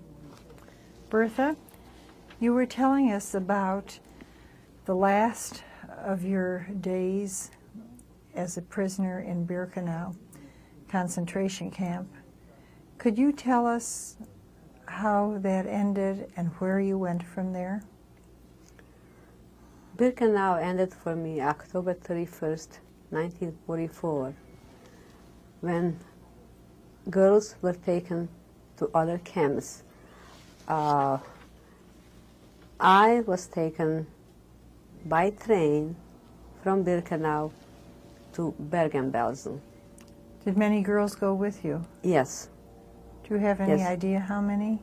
I don't know by number, but quite a few. It was a full train.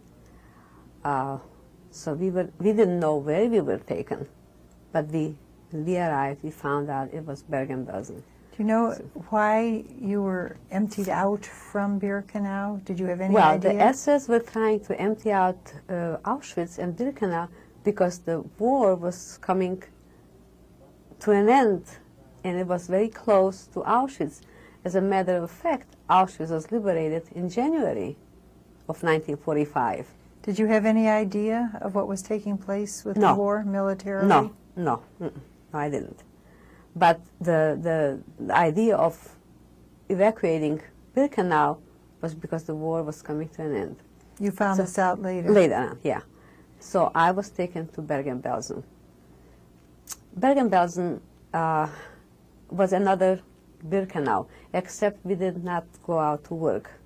Were you But- aware that this was in Germany now? You had traveled from We Poland to traveled Germany? from, yeah, we were aware of that. Somehow we found that out. We didn't do anything. There wasn't even much of Zelappel in Bergen-Belsen. There was nothing. Could you describe how Bergen-Belsen looked to you when you arrived? In Bergen-Belsen, the camp was surrounded by woods, forest, all around the camp.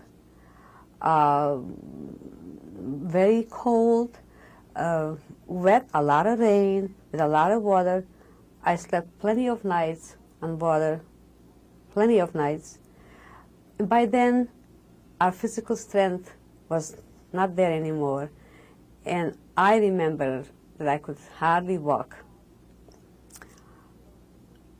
We found out, more girls came to Bergen-Belsen, so I found out that my sister came to Birkenau through a friend of mine that came to Bergen-Belsen. So I've decided to start to work, to get a job in a hospital, just in case if my sister does come to Bergen-Belsen. My idea was that I was hungry for so many years already. I'm used to being hungry, but I didn't know about my sister, so I figured, well, in the hospital, whatever food there was, the people couldn't eat anyhow, so I would have food for my sister. So I worked in a hospital in Bergen-Belsen. What did you do there? Bandages, for the wounds on the feet, on the legs, gave out whatever, if there was any pills, or most of the time it was really ichthyol, the black salve for infections.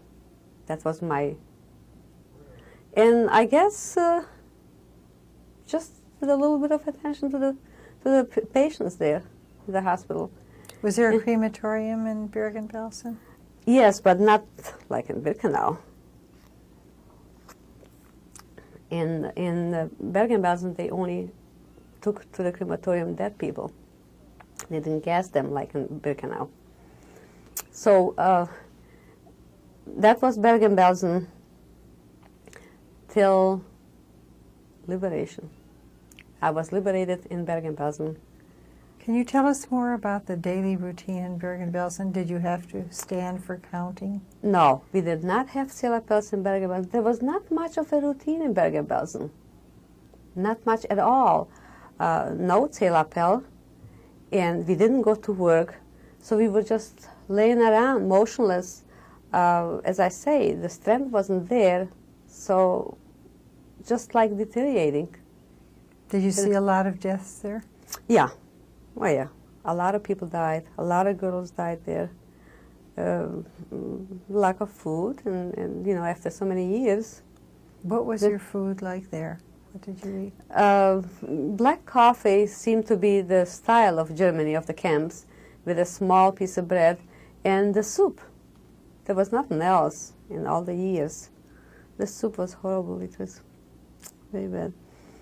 So, did your sister come there? no, my sister did not.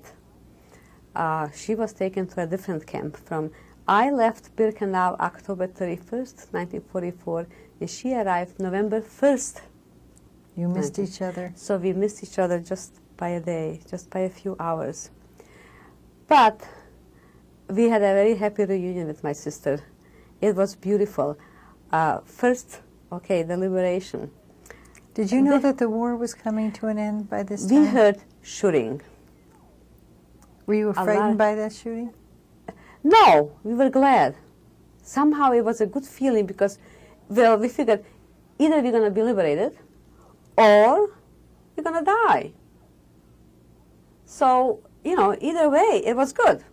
Whatever is going to happen. The deaths didn't frighten you? No, well, you know, I didn't. But we were liberated.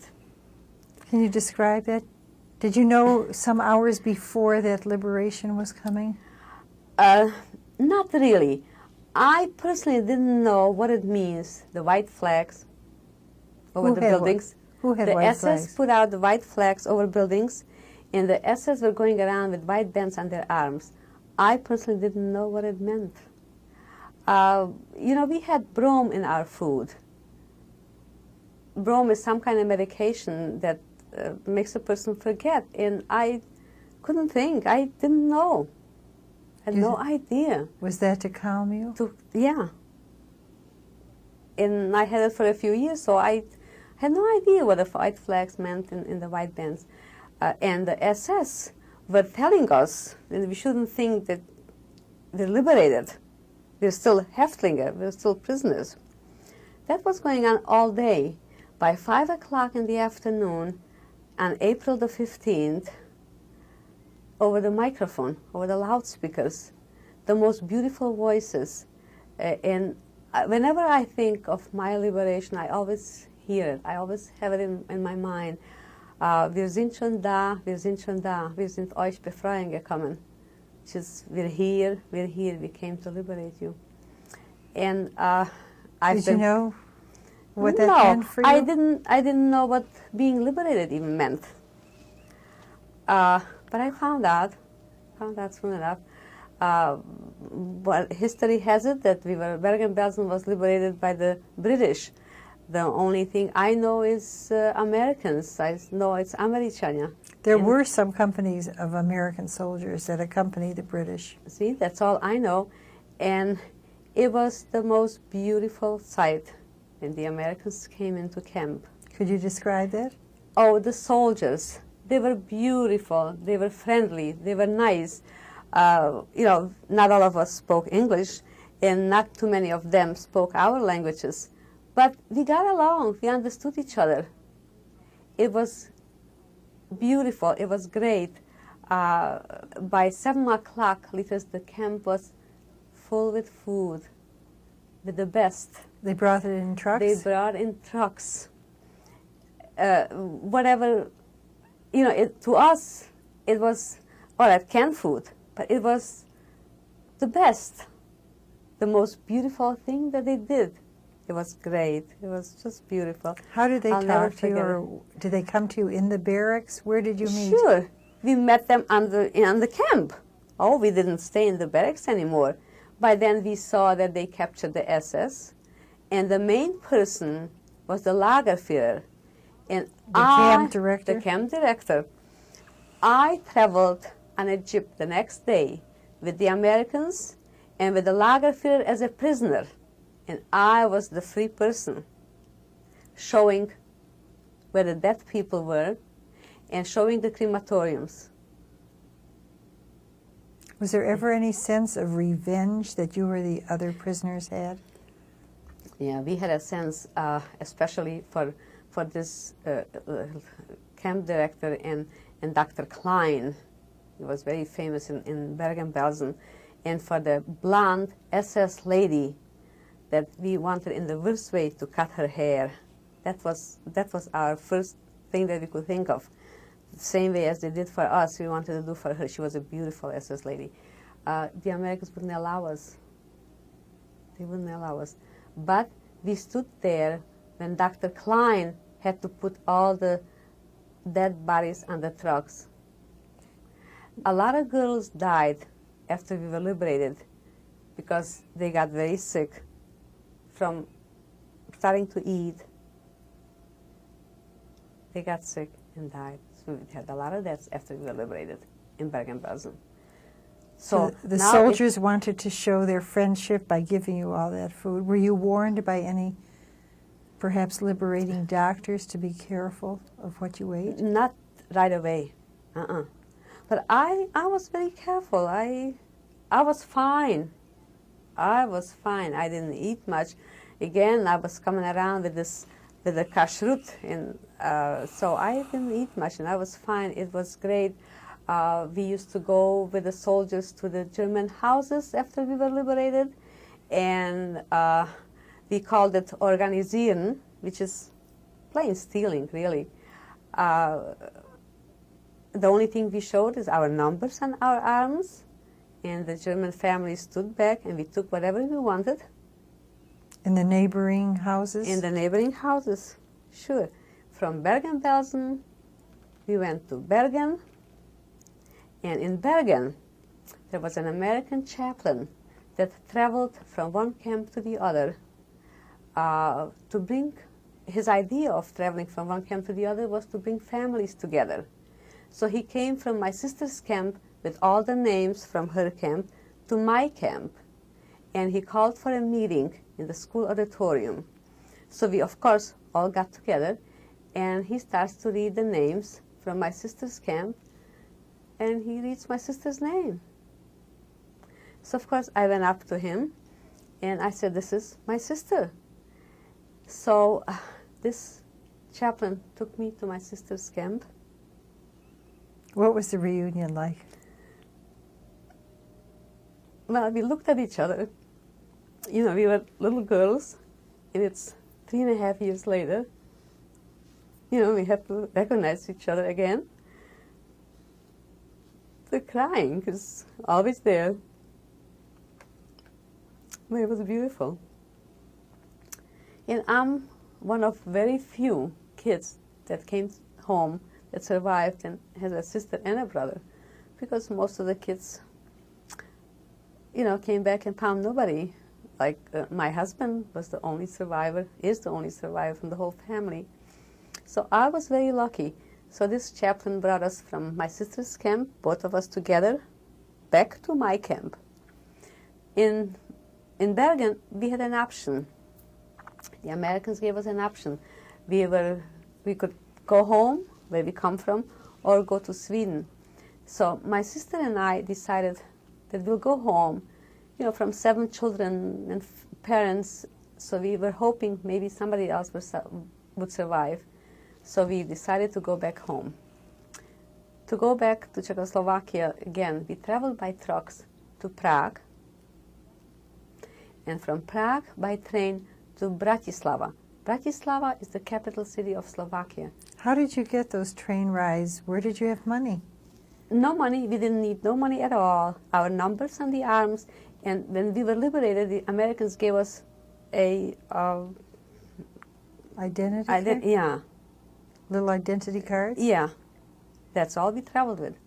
And the few things that we had, a couple dresses or whatever, that's all. And the numbers on our arms. No money at all. So we come to Bratislava, and me being that I didn't understand if you want something, that you need money. And my sister lived in Bratislava during the years when she lived on false Gentile papers. So I said, okay, you know the city, so I'll stay at the station, and you go to the city in organisieren. didn't realize that you need money. So my sister goes to the city, and I stay at the station, and she comes back, and she said that she met Sam Wall, and Sam Wall was a partisan with my brother, and he's almost sure that my brother survived. From the station, the JDC, the Joint Distribution Committee, took us over. This was a Jewish relief organization. Yes, and they put us up in a hotel, not a Hilton hotel, but good enough for them. And we stayed in that hotel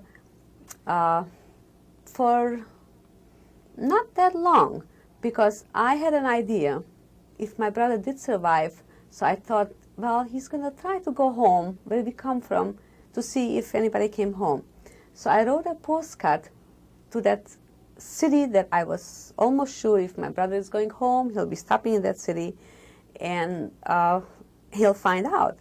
Sure enough, I wrote a postcard. My brother came to Bardejov, and he found my postcard, and he found out that the two of us are in Bratislava. So he sent us a telegram. I still have that telegram. And a couple days later, our brother came to Bratislava. What was the reunion like? Do you recall where you saw each other? Oh, yeah. The three of us cried. It was beautiful.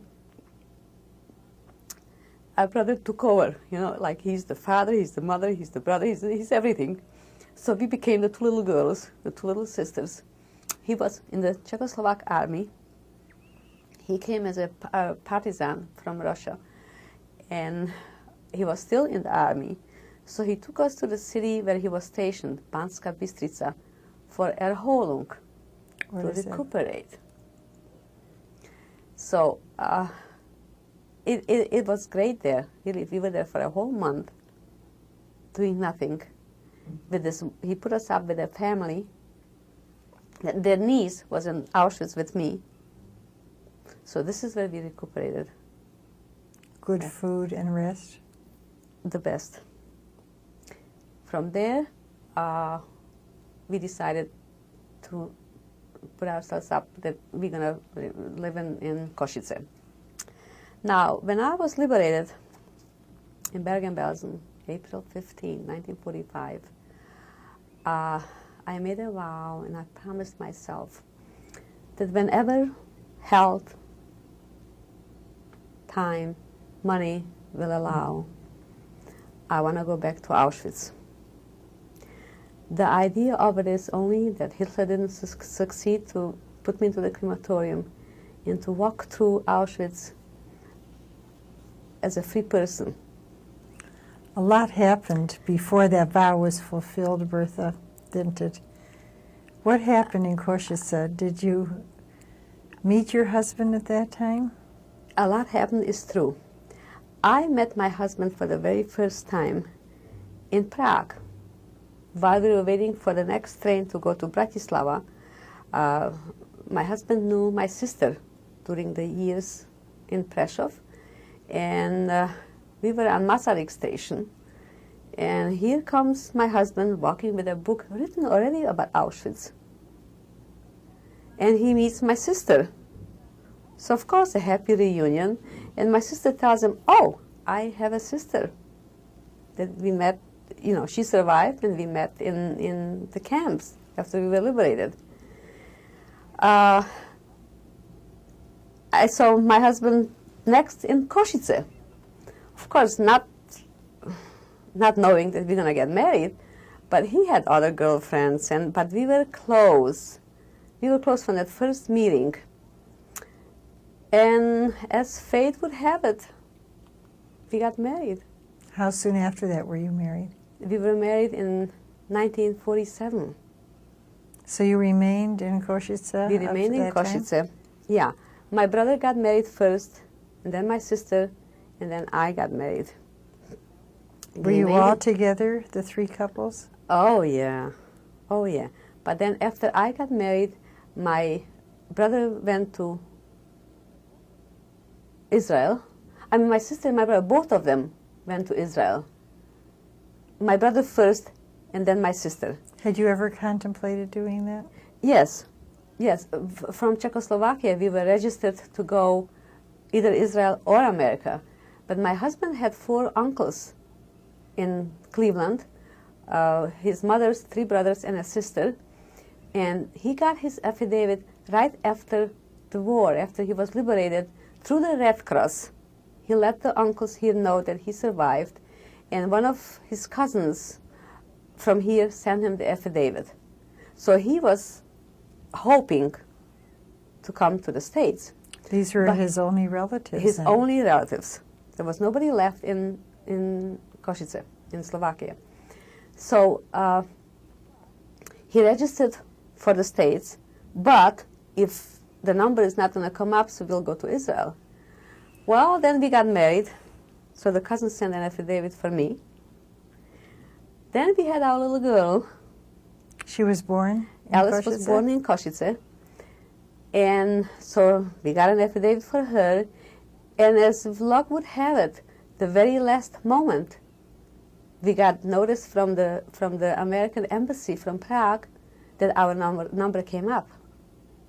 So here we are. We were almost like the last ones to leave before the communists took over Czechoslovakia. Did you have a difficult time perhaps separating from many of the friends you had made? Very difficult time, especially from Suri. Again, I come to Suri. She remained in Košice because she came to Israel in 1968 during the invasion. So she remained a few more years in Košice. It was very hard for me to say goodbye to her because I really felt very close to her. You had gone through so much together. Yeah, with her, yeah. So, we arrived to the States August 49. Oh, yeah, August 49. With the family waiting for us, with the family waiting for this only nephew that survived from the whole family in Czechoslovakia. Out of all their relatives? Of all the relatives. Mike is the only one with a very close tie in the family. They were beautiful. They were great. How did you establish yourselves here? Pretty good. Mike found his first job on a Saturday in Temple, working as a butcher for Mr. Schreiber, believe it or not. He didn't work too long there. The butcher shop wasn't good for him because of the coolers and arthritis and all this that Mike had then. Thank God he hasn't got it now. And then he opened up the business with Uncle Eugene. And What kind of business is it? Furniture business. And America has been beautiful to us. We're very happy people here. And you remained close with all those relatives? With all the relatives. Sorry to say, we don't have the uncles anymore. Uncle Bill, our last uncle, died just a couple months ago. But we have the aunts. And of course, we're grateful for whatever we had them. And you kept in close touch with Fanny and your brother Oh, yeah. in Israel? Oh, yeah. My sister Fanny was in Israel, and then we brought her out to the States. And she's been here for quite a few, for 20-some years. And of course, I said this in the beginning, we're going back now for the reunion. I saw my brother for the first time in 1970. It was after quite a few years of separation.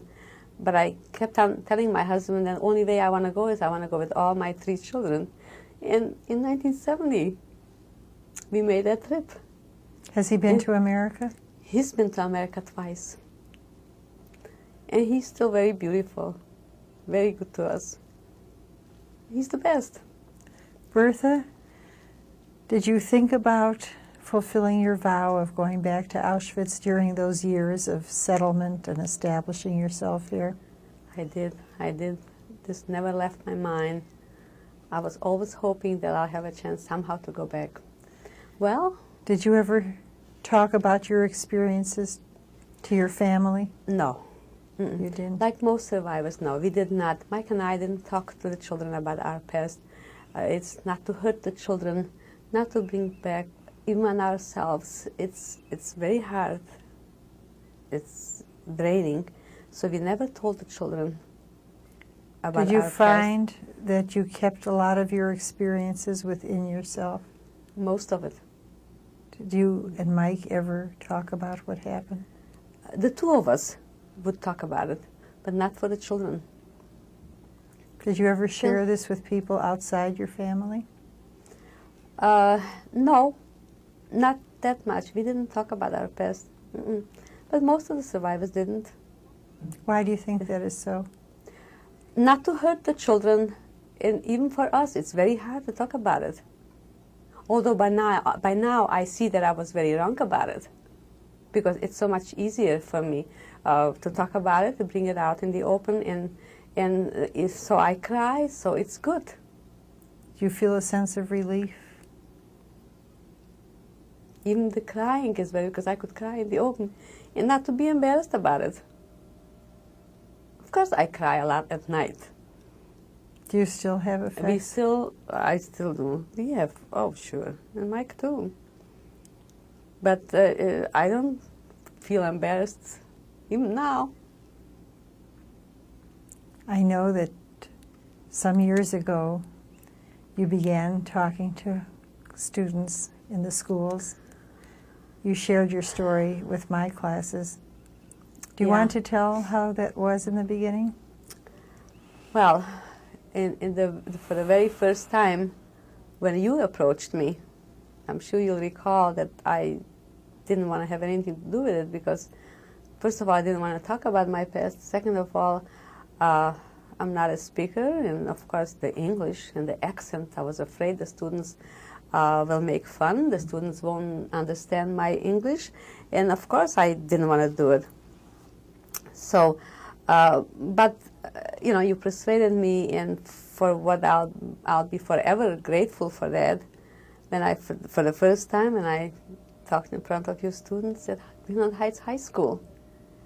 Not a professional speaker, but the students understood me. The thank you notes that I got from them showed that they understood, and they were all with me. Do you recall how they responded in the They classroom? responded in the classroom, beautiful, with a lot of feelings, with a lot of understanding, with even crying, with tears in their eyes, which is surprising from young American children to understand my feelings, my losses that I talked about, my parents. It was good, it was very good. And that was the beginning of my talking about the Holocaust. And that was also the beginning of my dream come true, to go back to Auschwitz. Do you want to talk about how that came about and tell us something about the journey? This came about when one day you called and you said that you have an idea that you would like to go back with students and with me as a survivor. As I recall, you didn't have Auschwitz on the itinerary because you said you were afraid. And I told you that the only way I want to go back is if Auschwitz is included. So we changed itineraries, and that dream came true on December 17th, 1975, when the first journey of conscience left Cleveland, Ohio, for, where was our first stop? Prague. Prague, Czechoslovakia.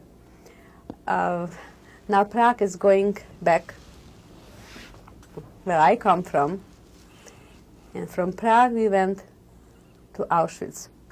Auschwitz in 1975 was still almost as the way when I was there.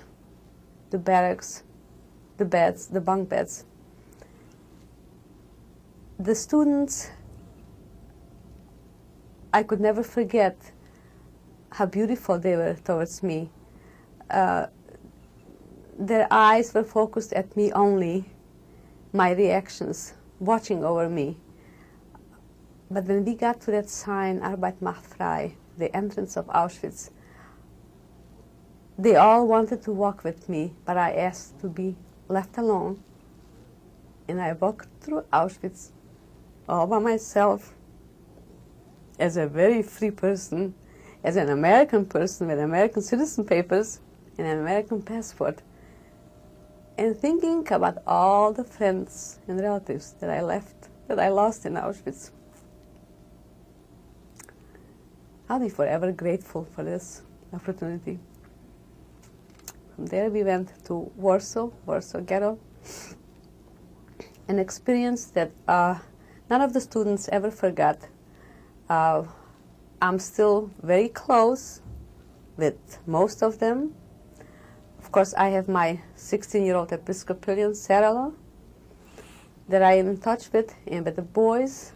By now, the students are young men, they're doctors and lawyers, and they're all beautiful.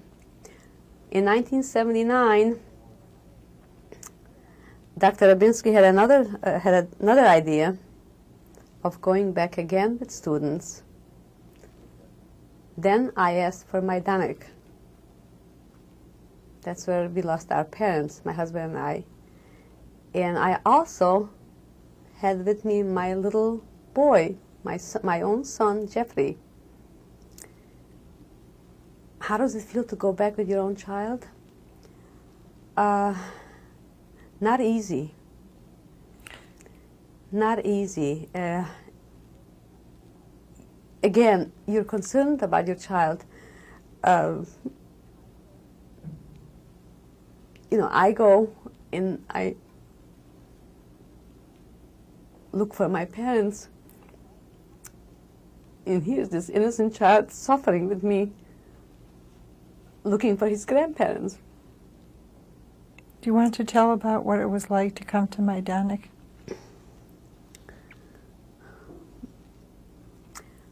Majdanek was worse than Auschwitz for me, because in Auschwitz I was the one that suffered.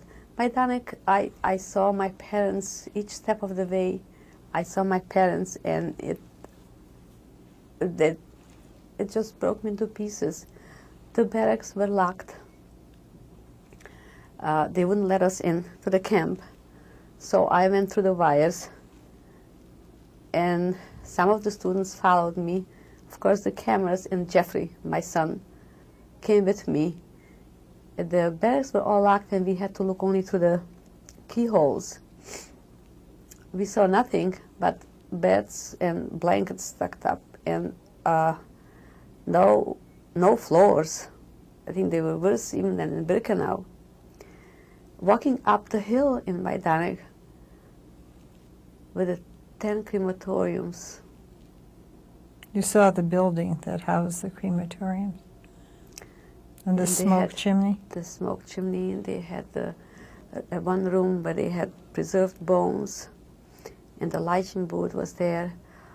And whatever you see, I always think, oh, could be a bone of my parents. Majdanek was terrible. When we came out, Jeffrey said, no, I said the Kaddish there, the mourner's prayer. And when we came out from the crematoriums there, everybody was just broken up. And to Majdanek, I would not go again. What was Jeffrey's reaction? What did he say to you about this? Jeffrey was glad that I took him along. He was glad that he was able to say Kaddish, although he's not allowed to say Kaddish, the mourner's prayer, but we changed the rules. Because he has living parents. Because he has, yeah. But we changed the rule, and he did say, as a matter of fact, Jeffrey said Kaddish 6 times for the 6 million. Jeffrey was glad of having the opportunity to see what his family went through.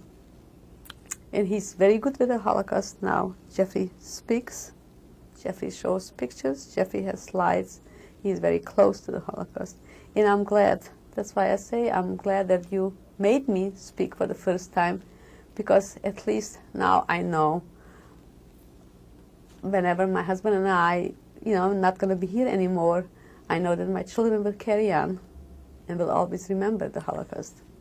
Bertha, when you went back to Birkenau with Jeffrey, do you recall your feelings of coming to Block 27, which was your home for almost 2.5 years? You didn't see that in the cold winter of No, 75. No, it was very cold. But in 79 you found the place where you had been a prisoner. What were your feelings then? In 79 we found, because it was summer, of course it wasn't the same Birkenau, because we never saw grass in Birkenau during my stay. Why was that? Well, the Germans wouldn't let us have it because it would look too good. And when we were there in 79, there was grass everywhere. When we did find my block and the 27 and the bunk where I slept, I figured, here, my little boy has to see where I suffered. It's probably silly, but I felt sorry that Jeffrey has to suffer so much with me. Did he ever share his feelings about that with you? Yeah, Do you recall anything that he said? Jeffrey and I talk about it a lot. And of course now we could talk with our daughter, with Alice, about it, because she was there too. Do you want to tell about the next journey? Our next journey came about in 1983, when we decided to go with second generation. In the second generation, Alice came along. What was Alice's reaction to traveling with you? Because you went into Germany for the first time too. For the first time we went into Germany. Well, I personally don't feel comfortable going to Germany. I can't take the language. At the airport, everybody looks like an SS to me, and I have a fear, so I don't feel comfortable. Alice also was glad for the opportunity to see where her family suffered, where her grandparents died. Her reaction is sad, talks about it, we cry about it. How did you feel about coming to Bergen-Belsen, where you were liberated? Did you recognize it? No. I mean, yeah, some woods was still there, but it's not the same. Bergen-Belsen is not the same at all. Not at all. It's too beautified. What do you feel about Dachau and Bergen-Belsen that have been reconstructed? Or even Mauthausen. It's not the same. Do you want to describe it? It's too beautiful. Do you think it carries a message or an impact the way it is? I don't think so. I don't think so. Even Auschwitz now is not the same, and it's not. I don't think so. It leaves. If one comes, somebody like me, it's not like tourists. Tourists come. Oh, I was in Auschwitz. Okay, they don't know anything any better. But if I come, when I came to Auschwitz in '83, it's not the same. What was different? Well, they have a restaurant there. People walk up and down. You buy all kinds of souvenirs. Now, this isn't Auschwitz.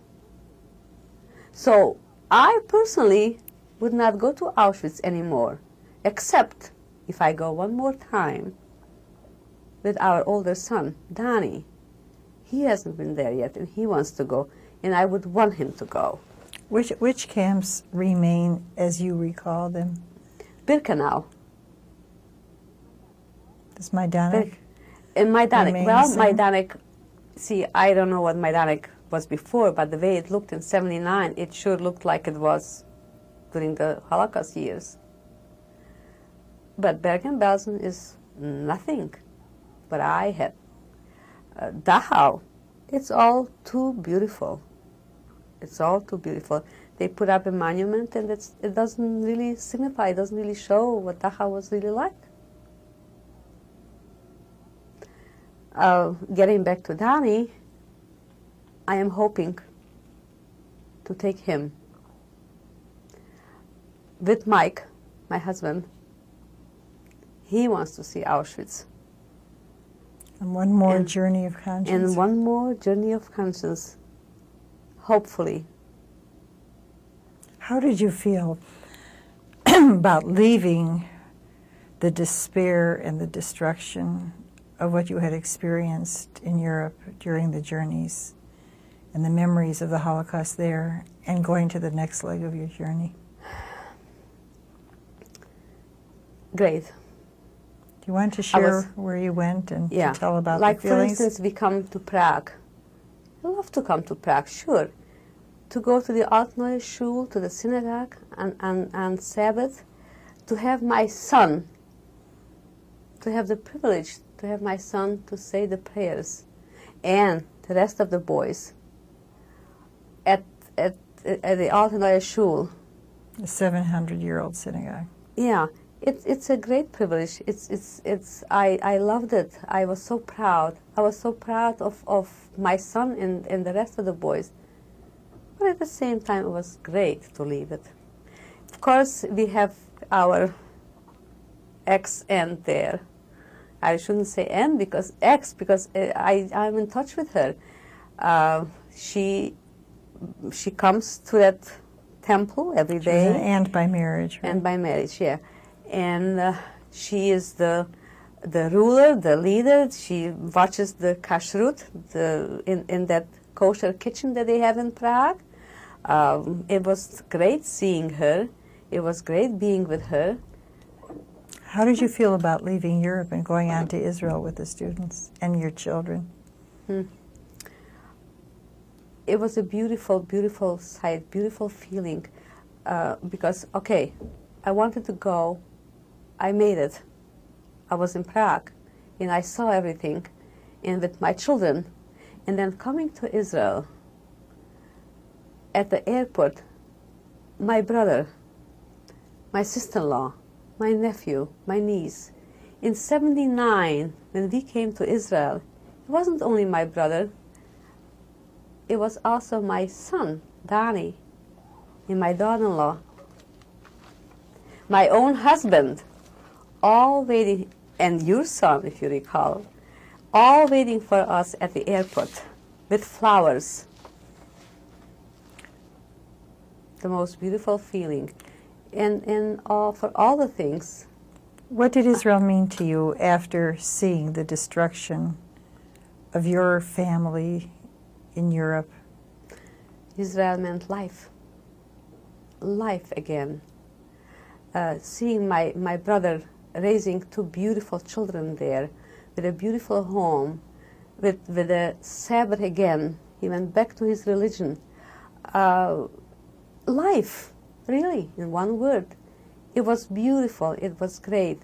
The Friday night walks with my brother, just me and my brother, the two of us, Natanya, can't beat that. Can't beat that. I'm just very grateful. Bertha, it is 40 years now, and you're going to be reunited again with your brother, your sister, your husband, and the members of your family. What is the message that you'd like to give about the Holocaust, the impact it had upon your life, the lives of your children, and now your wonderful grandchildren who are growing up? What would you like them to know about this? Because I want my children to tell my grandchildren. My grandchildren know a little bit now. They know what Oma and Opa went through, a little bit. But I want my children forever to continue to carry on the message about the Holocaust. First of all, I'm grateful that they know about it, that we finally opened up and told them. Also, for having the opportunity to take my children back to the camps, to see my bunk where I put my head down. I want them to carry on forever. I want them to teach my grandchildren all about the Holocaust. It should not happen again. And I'm hoping that my children will carry it on. And I'm sure they will. And your message about life then is? Message about life? Be grateful, be thankful. Live it the right way. Carry on the tradition of your parents